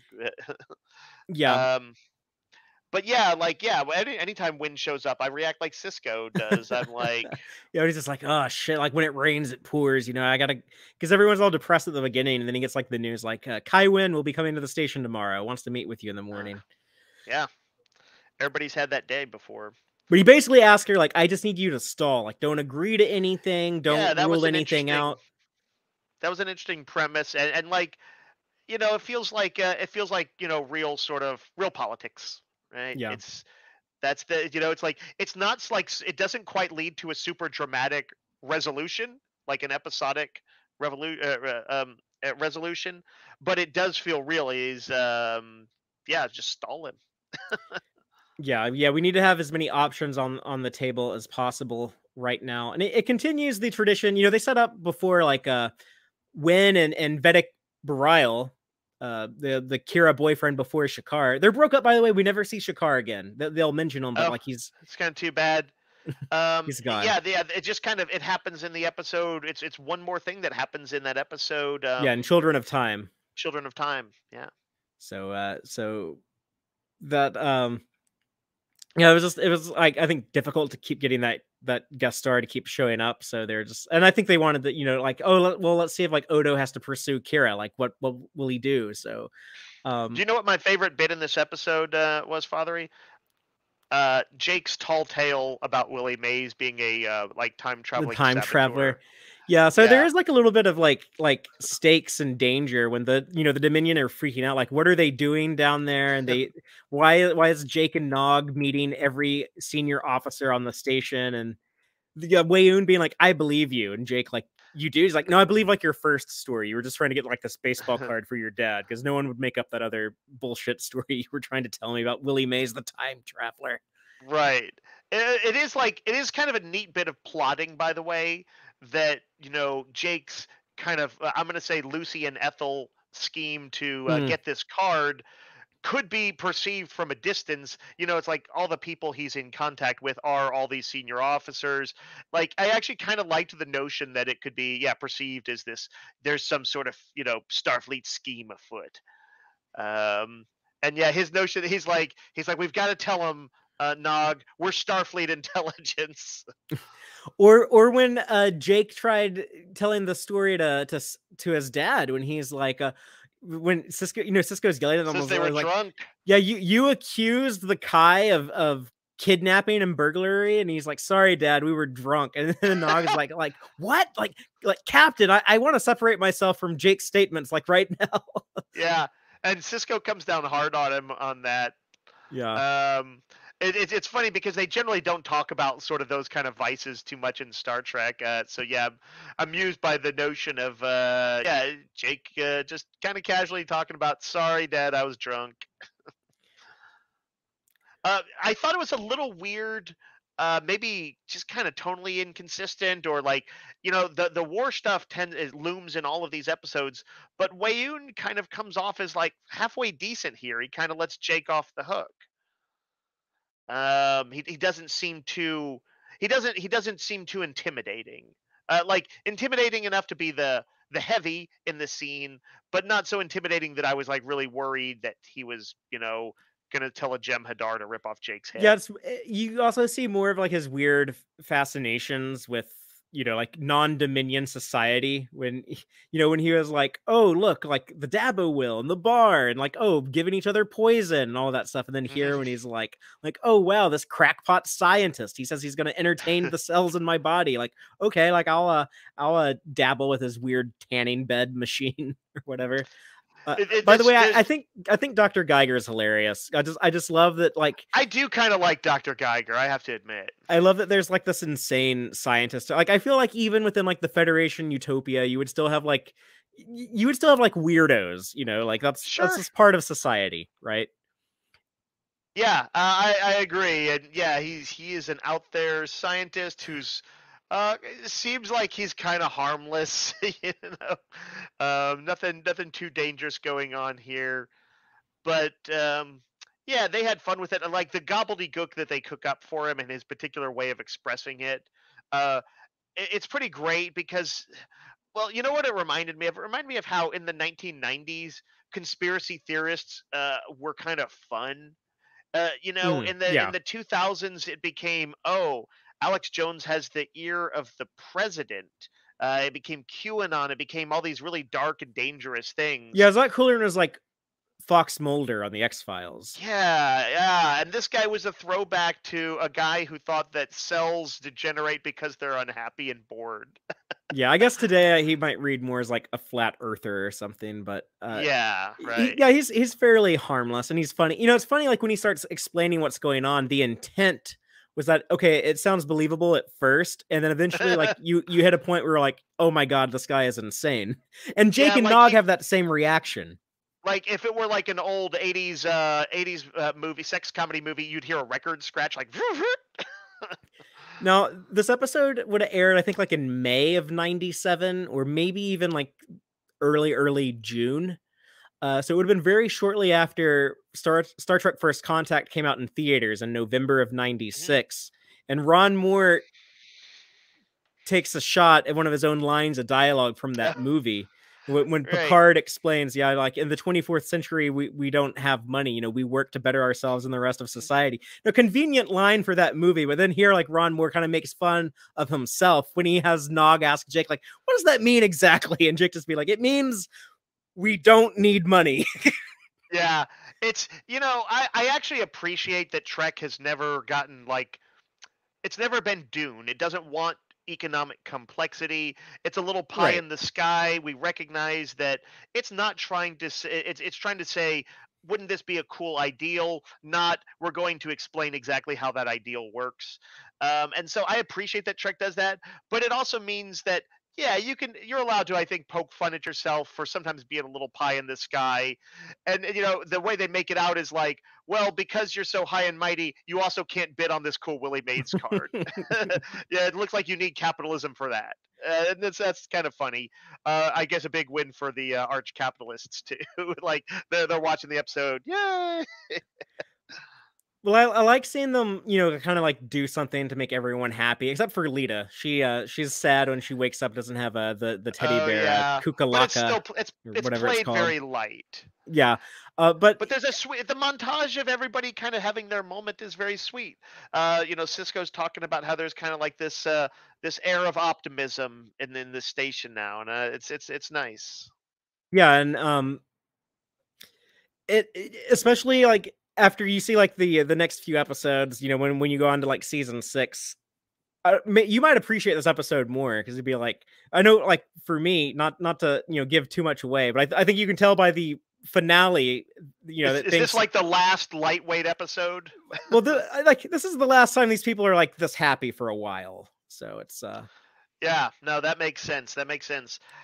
I can't even. Well, we'll talk about it when we get to the next episode, which I think we're about to. But I'm like, sure. it's hard for me to imagine. They've done so much build up to the Dominion War. Like, I can't remember how what have there been 2 seasons with it somehow one way or another looming? Well, I mean, yeah, I guess we should talk about like all this build up to like, so before we get into this next episode, call to arms. Um, but yeah, I mean, like the Dominion, we first started hearing about the Dominion in season 2. Like Hmm. there's whispers that these Gamma Quadrant aliens keep mentioning the Dominion. The Jem'Hadar show up when they interrupt Cisco and Quark's camping trip when they take the boys camping. Right. So they were doing like these weird like mind game kind of like reconnaissance, like learn about like the Federation and stuff. Hmm. So Cisco goes, he gets the Defiant from from the shipyard on Mars. It's like, yeah, I built like this Borg killing machine after the Borg blew up my wife. I'm gonna take it into the Gamma Quadrant, learn about the Dominion. So that's when like they start sending changelings over. They infiltrate the Klingons. They wipe out the Tal Shiar and the Obsidian Order. So without the Yeah. Obsidian Order, the military government can't maintain control of Cardassia, so the dissidents take over. But then they have their changeling Martok in the Klingon Empire, like, oh look, this new civilian government in Cardassia, they're probably changeling infiltrate. He's the changeling infiltrator. He's like, that's probably like these Cardassian civilians running their government now. Let's go invade Cardassia. Let's just violate our treaty with the Federation, go to war with the Federation. So like they're doing all these things. They've been playing like the long game really since season 2. So yeah, but here, at the end of season 5, now that they have a foothold, they made a deal with Dukat, they've taken over Cardassian space, they're bringing in all their ships from the Gamma Quadrant that they can get over before the mines come up. So, and the final domino, I guess, is when they get the non-aggression pact signed with the Romulans, because they're like Yeah. the other big power there. It's funny, Fatheree, you know how like everybody kind of rightly pokes fun at the Star Wars prequels for kind of their among other things, their sort of boring ass politics that they tried to inject in there. Well, let me tell you, if they had done it the way they did it in this, like non-aggression pact and whether it will or won't happen, that sounds like a boring ass premise. But you can see how it's another example of how smart and the Dominion is. in this, and everything building up to it. If you said that there's like 2 or 3 seasons of a show building up to a war, I'd be like, how can you possibly maintain the suspense that long? And part of it, of course, is that they veer out, they go to other places. Hmm. But in that sense, it unfolded at an organic pace. And then when the big moments happen, these sudden, oh, now the ships are coming through. Oh, now they've taken out the Tal Shiar. Like they're always dramatic, exciting moments, and not, you're never like, oh, it's a council chamber meeting or whatever. It's always been something that's good. So man, really my hats off to them for building in a way that was unprecedented, and that works so well. I hope, a part of me is still like, well, I might still not love like a season of them at war. It may just be too not Star Trekky for me. That I can't guess until I see it. I just know that, of course, their track record Or two is, seasons. yeah, is that the writing is so good that it will overcome any hesitancy I have. Well, we'll find out in the future, I guess, when we get there. But yeah, let's go ahead and get into the season 5 finale, Call to Arms, written by Ira Stephen Bear and Robert Hewitt Wolf, directed by Alan Croker. As Jem'Hadar warships pour through the wormhole, Deep Space Nine takes defensive measures and prepares to surrender to Gul Dukat. Dave, this is my favorite. I was thinking about this earlier, like what I was going to say Mhm. about this. I'm sorry, this might take me like a while to get through, but Yeah, say it. Let's I was, do I it. was thinking, the last couple of days, what am I going to say when we talk about this episode, when we talk about Call to Arms, because it's such a big deal to me. I just rewatched this episode a, a month or two ago when we were kind of getting ready to go back to watching DS9, and then I rewatched it again, this just earlier this week, couple of days ago. I went through all of these again as we were about to record each podcast. And I am always like, constantly like rewatching Star Trek. I've rewatched DS9 the most, but I never just like skip to my favorite episodes. Maybe Mm. I would do that like if we were gonna like do a podcast episode on But something you like always watch the full season? right. So okay, this is gonna be like a weird tangent, but I remember being like 6 years old. I was in kindergarten, going to like a high school football game. I had a small town. People love like their high school football in small town Texas, Hmm. and my dad bought me a Tootsie Pop, the sucker with like the Tootsie Roll inside of it from Hmm. like the concession stand. I remember like eating it, like licking it, and my dad like don't cheat, like don't just bite into it, like actually like lick the sucker down to get to it. And I eventually like, bit into it to get to the candy inside of the sucker. And my dad was like, "What are you doing? You're cheating!" And he was just kind of joking around. It made me feel so Hmm. bad though. Like I was like I better never do that again. Like I think that's when like I learned like deferred gratification. Yeah. And so I Has that never, informed your philosophy, Fathery? maybe perhaps, but yeah, like I never just like skipped to watching Call to Arms. I always watch the full 5 seasons, leading up to this, and I love so much of season 6. It is my favorite season of Star Trek. So when we get to Call to Arms, it's funny. I was like, I've seen this episode so many times, but I was just like so excited watching it Yeah. Wednesday night, and like I couldn't sleep. I like stayed up like 3 hours later than I wanted just because like I was like so excited, just kind of You like got wired. yeah, I was just like pacing around in my living room thinking about like all the cool stuff I love in this episode. And I've always wanted, to get see what your reaction to this is, because I don't know if you're probably not going to love it as much as me. I doubt anyone will, but I mean I think there's stuff here that you'll certainly appreciate. So I'm curious to hear that from you. But yeah, this is really like we're into the prime of DS9 now, and this is not only my favorite series finale of DS9, but it's my favorite series finale of all Star Trek, and honestly, my favorite series finale of any television show ever. Really, even though it's like mid storyline, essentially, it's not like a last episode. Right, but it because of what it sets up in season 6, and just like the gut punch and the weight that it carried. The first time I saw this in June of 1997, it was right after they did the Voyager season 3 finale, Scorpion Part 1, where Voyager is trying to team up with the Borg to fight species 8472 or 8479, and sorry, and yeah, Voyager gets like hauled off by like the Borg cube and the tractor beam. I'm like, oh my god, what's gonna happen on Voyager? And then I see this, and I'm just like, oh my god, what's gonna happen on Deep Space Nine? I remember like watching this at my grandparents' house. I remember like falling out of the chair I was in at like the end of it, and like just when Flash's executive producers Rick Berman and Ira Stephen Bear, like that's the end. Like I have to wait 3 months to see what happens. I remember just like being there on like my hands and knees, like my hands like on the like I had like this Mhm. 1970s shag carpet. Like Man, just like I remember I like want having you like my to. hands on that carpet. It's like no, I need to see what happens next. I need the producers to hear your story, Fatheree, to know that it had the level of like that's the connection I imagine that a producer dreams of. This is like to have somebody just like dying in anticipation. Yeah, and so I wasn't old enough to see Empire Strikes Back in the theater. I grew up, having watched all of the Star Wars, the original trilogy on VHS in the '80s. I basically like came out of the crypt like with knowledge of all three of those movies. Um, but this was my Empire Strikes Back. I mean, I didn't have to wait 3 years; I only had to wait 3 months. But this was yeah, just like the way that this episode hit me with losing the station, and like it made me hate Gold Dukat so much. I was so worried for Jake and Quark and Kira and Odo, and but I think I've gone on long enough. What were your reactions to Call to Arms? It's funny, Fathery. I like several other finales better than this one. I'm betting maybe part of your appreciation. Well, I is that childlike what happens next. But I don't feel that sort of intensity for even the things that I like the best.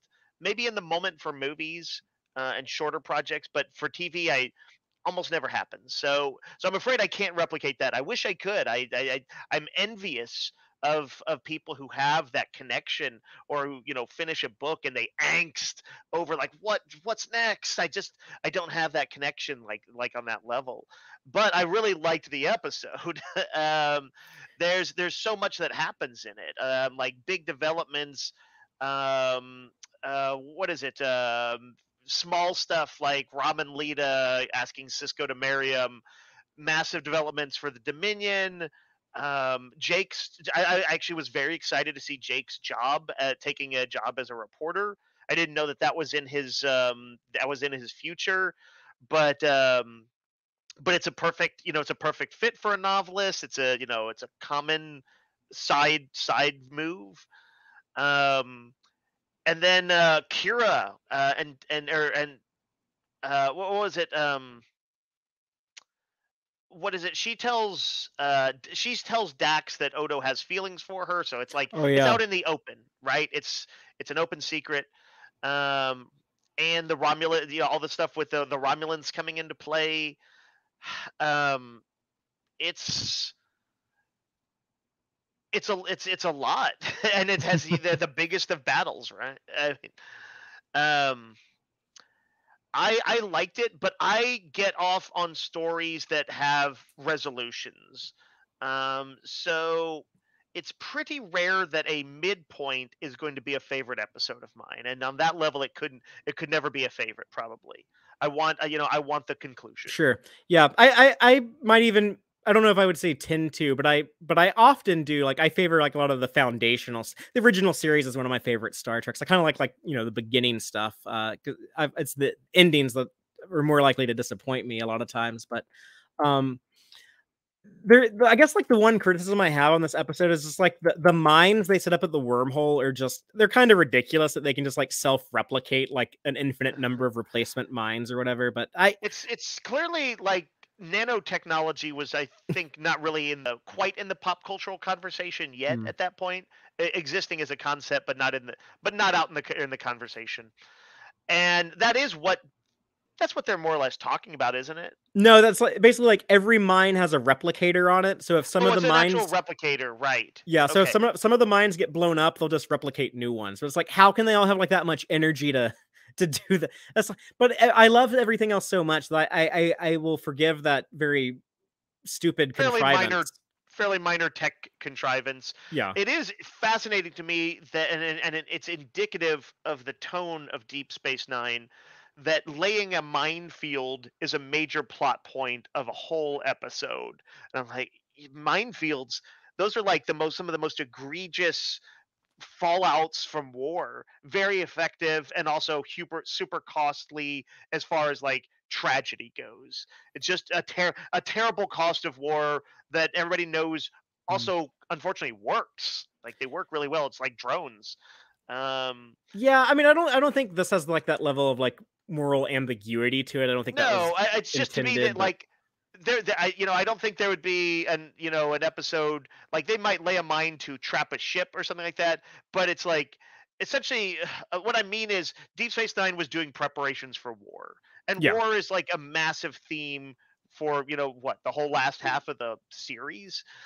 So Well, I less than really half. just We only mean we only have 2 seasons left, so yeah, I just mean it's indicative, but the build up to war hangs over yeah. the previous seasons.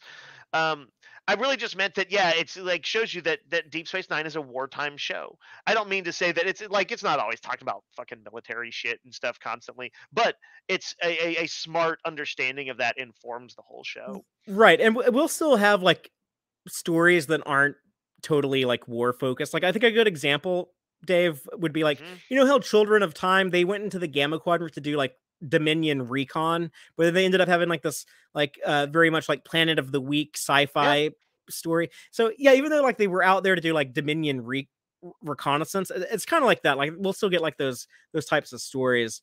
But there's definitely like a big status quo shift in this episode with the Dominion taking control of the station. This is very much like the Dunkirk episode. If we're going to use like the World Mm, War II comparisons, or hmm. this is like the fall of the Philippines with Cisco leaving but promises to return.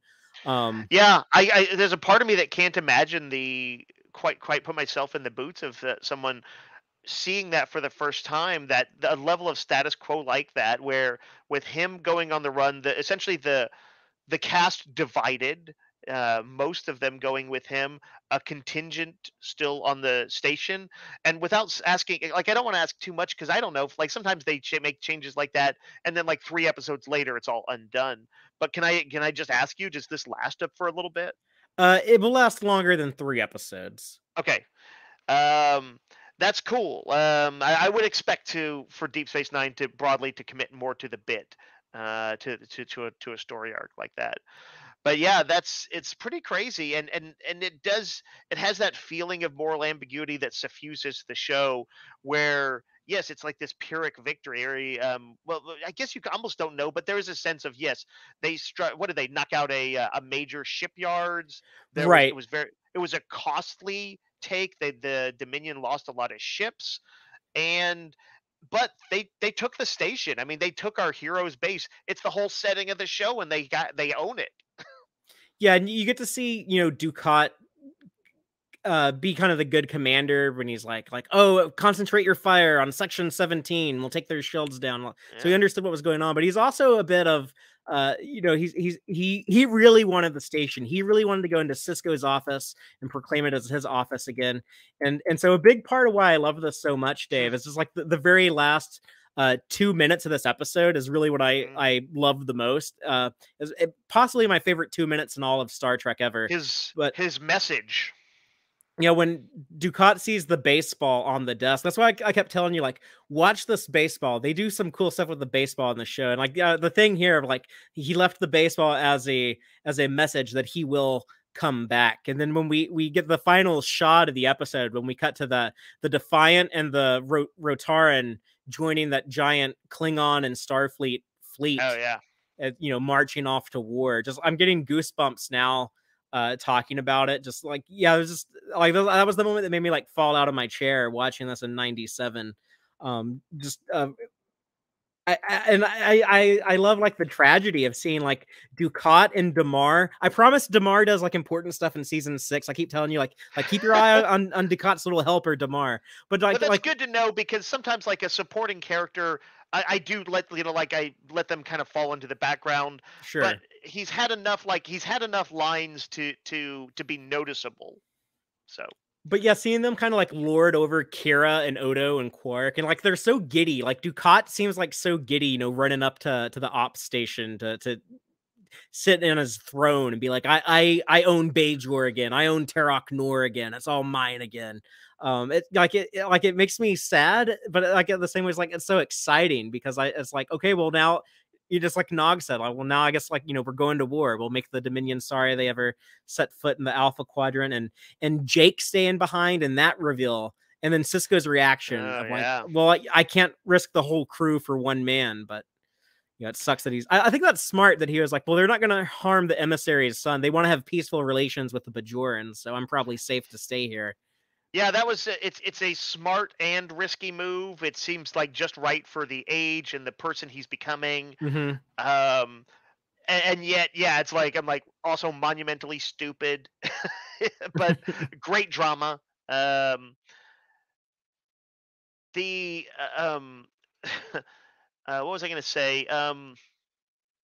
Wei there was I wanted to mention that Wei is closer in this to I think what I kind of wanted or what I sort of maybe expected him to be, which is to say the savvy negotiator without some of the sort of like flights of fancy that we'd seen in previous episode. Mm. Um, when he's talking about the Dominion buildup, and he's like, "Oh yeah, that's us kind of appeasing our new Cardassian allies. They're jumpy because of the war with the Klingons, and Oh yeah, yeah, they're we need jittery. this." And like both he and Cisco know it's just kind of it's kind of talk that's maybe gives them some plausible deniability in the sort of Right. public arena of these discussions, but it's just bullshit, and they're both standing there having to listen to each other talk about it. It's Yeah, uh, when they walk out of that meeting, like they probably both men knew, okay, we're about to go to war.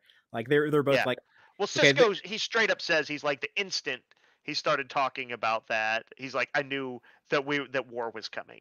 yeah, but I like the way that Cisco kind of he's like, I will not allow more Dominion ships, and Wayoon like, you will not allow like who are you to say what the Dominion can and can't do.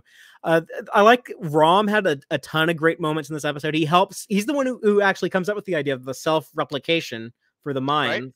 He gets married. He has like that weird Casablanca moment. I guess he's seen Casablanca. They were It quoting. is a very much a, maybe not today, maybe not tomorrow, Yeah, but soon and for the rest of your life. they were quoting Wizard of Oz in the previous episode. Lions, geigers, and bears. Oh my! So Yeah. it's Hey, I appreciate anybody an appreciation for classic cinema. these are references that Steve Rogers would get because they're from the 30s.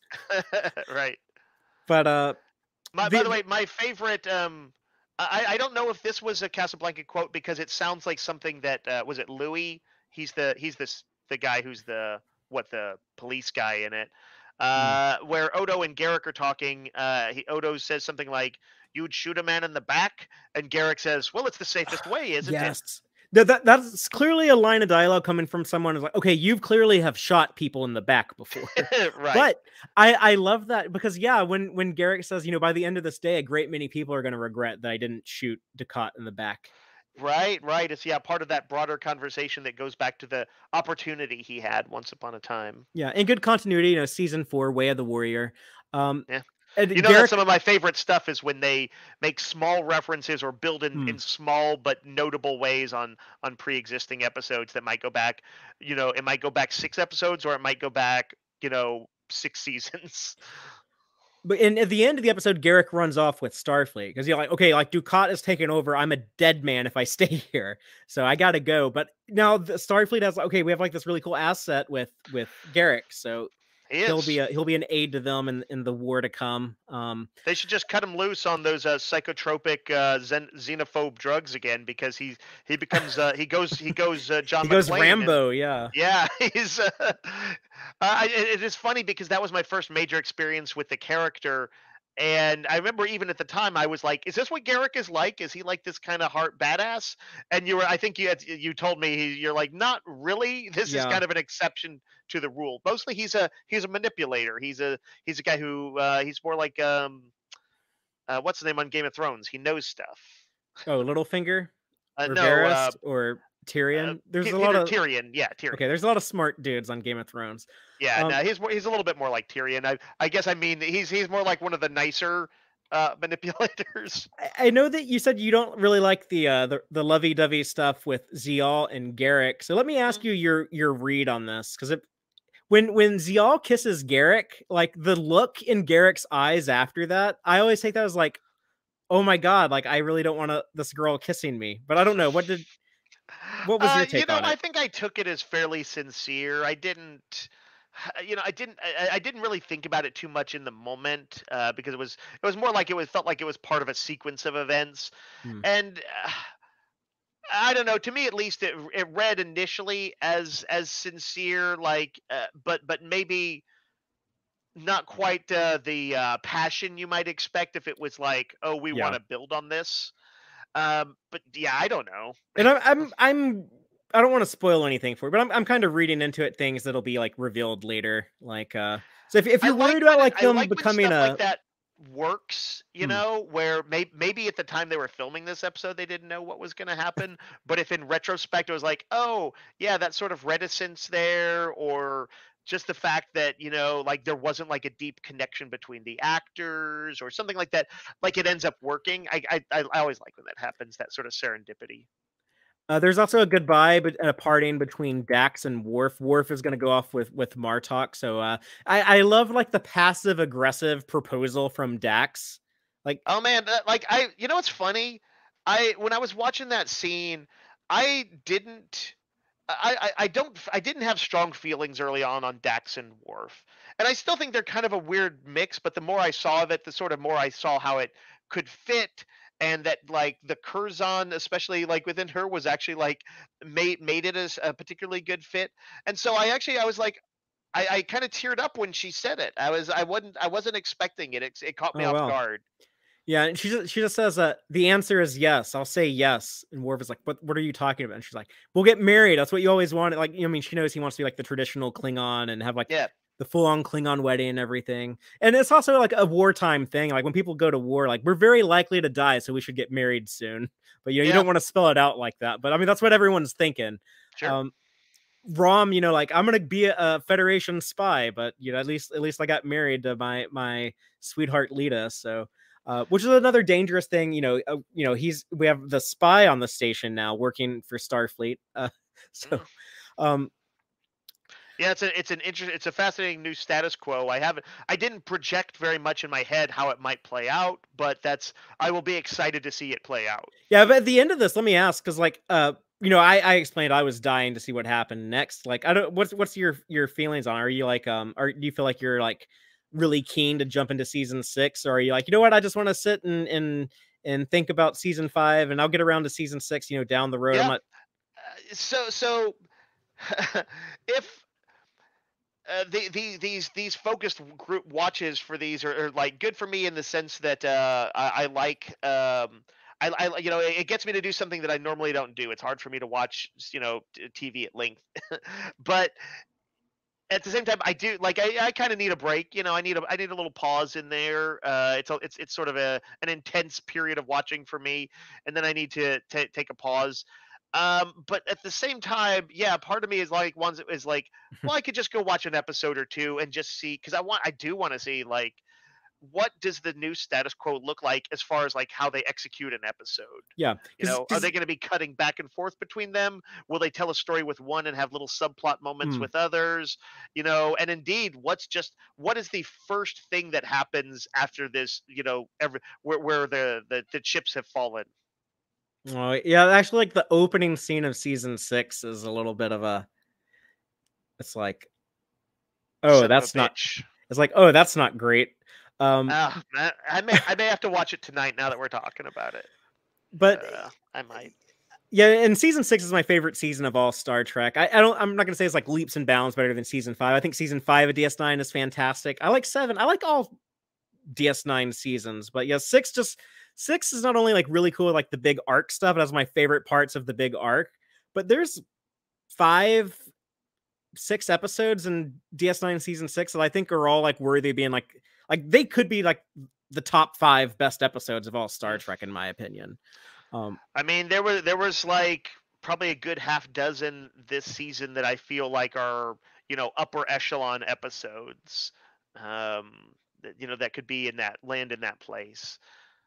Incidentally, I was just looking at my notes, and there's another line I jotted down that was I thought it speaks to this sort of the savvy of Deep Space Nine, and the kind of slightly grim realism. Cisco is saying when they're assessing how things are going to play out, he says one thing's for sure: we're losing the peace, which means a war could be our only hope. Yeah. And I thought that was an interesting thing. That's when they're like signing all the non-aggression treaties and everything like that. And it's clear things are spiraling into a bad place for Starfleet. Yeah, I mean, like, what do you do? Like, the Dominion is such a savvy enemy, and they're more than just like the aggressive conquerors. It's like no, like they might try to defeat you with politics. They'll send in Wayun to negotiate, or maybe they'll send in like the changelings to infiltrate Mhm. and turn things upside down that way. And so Early yeah, on, they're such a, early on they a threat. presented the Jem'Hadar specifically as so dangerous in battle that I kind of thought that they were going to just be this sort of martial force that was impossible to beat. But seeing that, like, oh yeah, they'll ally with the Cardassians. They're not quite all powerful, but and they'll try different techniques. They'll try infiltration. Destabilize something. They'll use politics. So yeah, it's one of those neat things of telling this story over multiple seasons like that, is that you can see their sort of all their different designs. So at the first episode we discussed tonight, I mentioned in Ties of Blood and Water, I mentioned Ducat kind of being the anti Kirk, or being like the Hmm. like that certain spin on Kirk. The Dominion are kind of like the anti Federation, because the Dominion are the other powerful force in the Star Trek universe, like the Federation. Like, they understand the advantage of diversity. Like they diversify with Yeah, like their tact. That we'll use the Vorta for this, we use changelings for this, we use the Jem'Hadar for this. They're using it for like nefarious purposes, but that makes them I think a very, very interesting uh antagonist right. for Star Trek. A big counterpoint to, say, the Borg as this just monolithic, literally groupthink kind of monolithic. Yeah. We will absorb you and just make your culture our own, or essentially root it out. Yeah, they are less extreme in that sense, and therefore I think more able to handle better able to, in some ways, than the Borg to handle what might be thrown at them. You can't defeat them in just one way or something. Yeah, and Cisco's goodbye speech, that always hits me hard, because yeah, he's accepted, like, he is of Bajor, he is of Deep Space Nine. This is his home. He this is where he feels he belongs. And I really believe him when he says, like, I will not rest until I'm able to stand with you again. And just tons of little things. I like Martok being out on patrol, like, I will sound the alarm at the first sign of danger. And Yeah, Kira that being like, was cool. as as a member of the Bajoran militia, I must protest your presence here. That being said, I'm reporting for duty. Cisco frying the computer at the end to screw over Yep. the And Dominion. Martok, by the way, also got to be like he got to hold off the fleet long enough for the Defiant to Hmm. finish the mining stuff too. He got his moment. Yeah, so tons of cool little character moments. Talk about like Rombi. Quark ordered all the yamik sauce. He's like, he prepares for multiple conquerors to come take over. So Right, between that and his like the Klingon flag yeah, that he had ready. he's a survivor. So we'll see. But yeah, we get the station under occupation. Yeah, this is like Nazi occupied France. We have Dominion occupied Bajor, Dominion occupied DS9. So Occupation Station. we're going into season 6 like that, and with basically like World War II level war. Every Federation planet potential target, every Starfleet ship, like it or not, is basically going to have to be a warship now. They have a huge scale war to fight. Like, the only thing I think that compares to this that you've seen would be like Discovery season 1, that war with the Mhm. Klingons. But there was, like, I guess, like a 2-episode build up to that, with like those first 2 episodes of Discovery. Yeah, like here, Mhm. like we get like a 5-year build up to a 2-year war. And Yeah.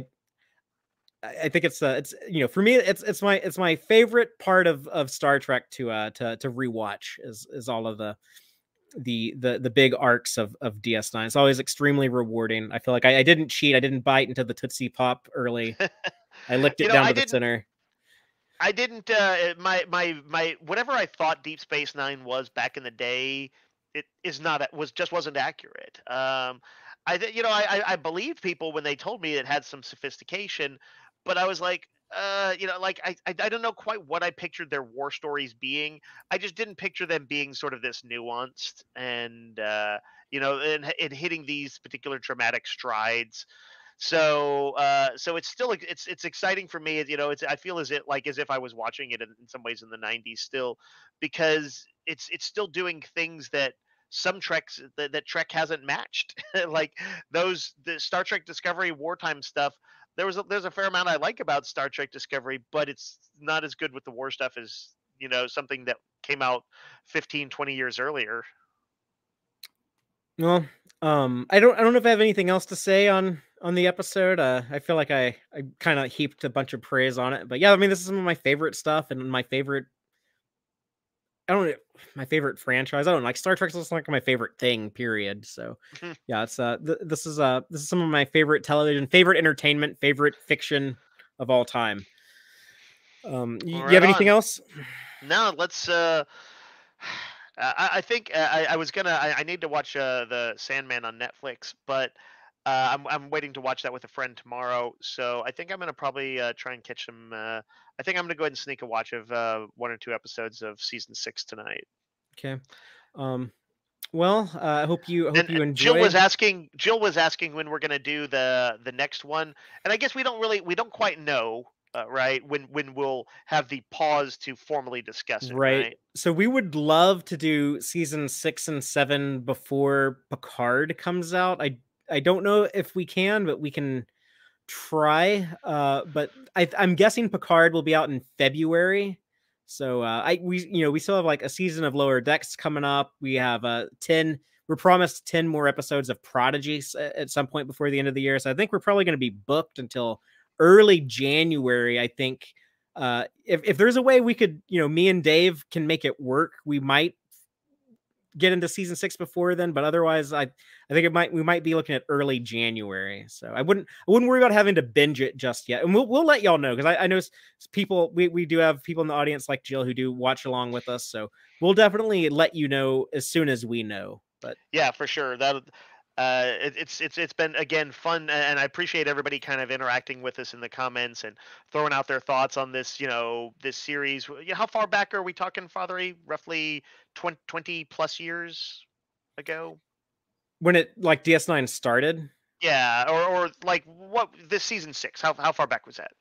25 years and 2 months, or 2 months. Yeah, this aired 25 years and 2 months ago. This last episode we just talked about. The grandfather's great grandfather. Yeah, it's funny. Like, as old as the original series was in Star Trek 6, that's how old season 5 of DS9 is now, which is impossible for me to wrap my head around. But the numbers don't lie. It's best you don't think about those kind of temporal anomalies. But yeah, thanks for going on this journey with us, y'all, and we'll look forward to wrapping up the rest of the Dominion War. Hopefully within the next year. Yeah, so we'll be back next week, though. And until then, as always, live long and prosper, y'all.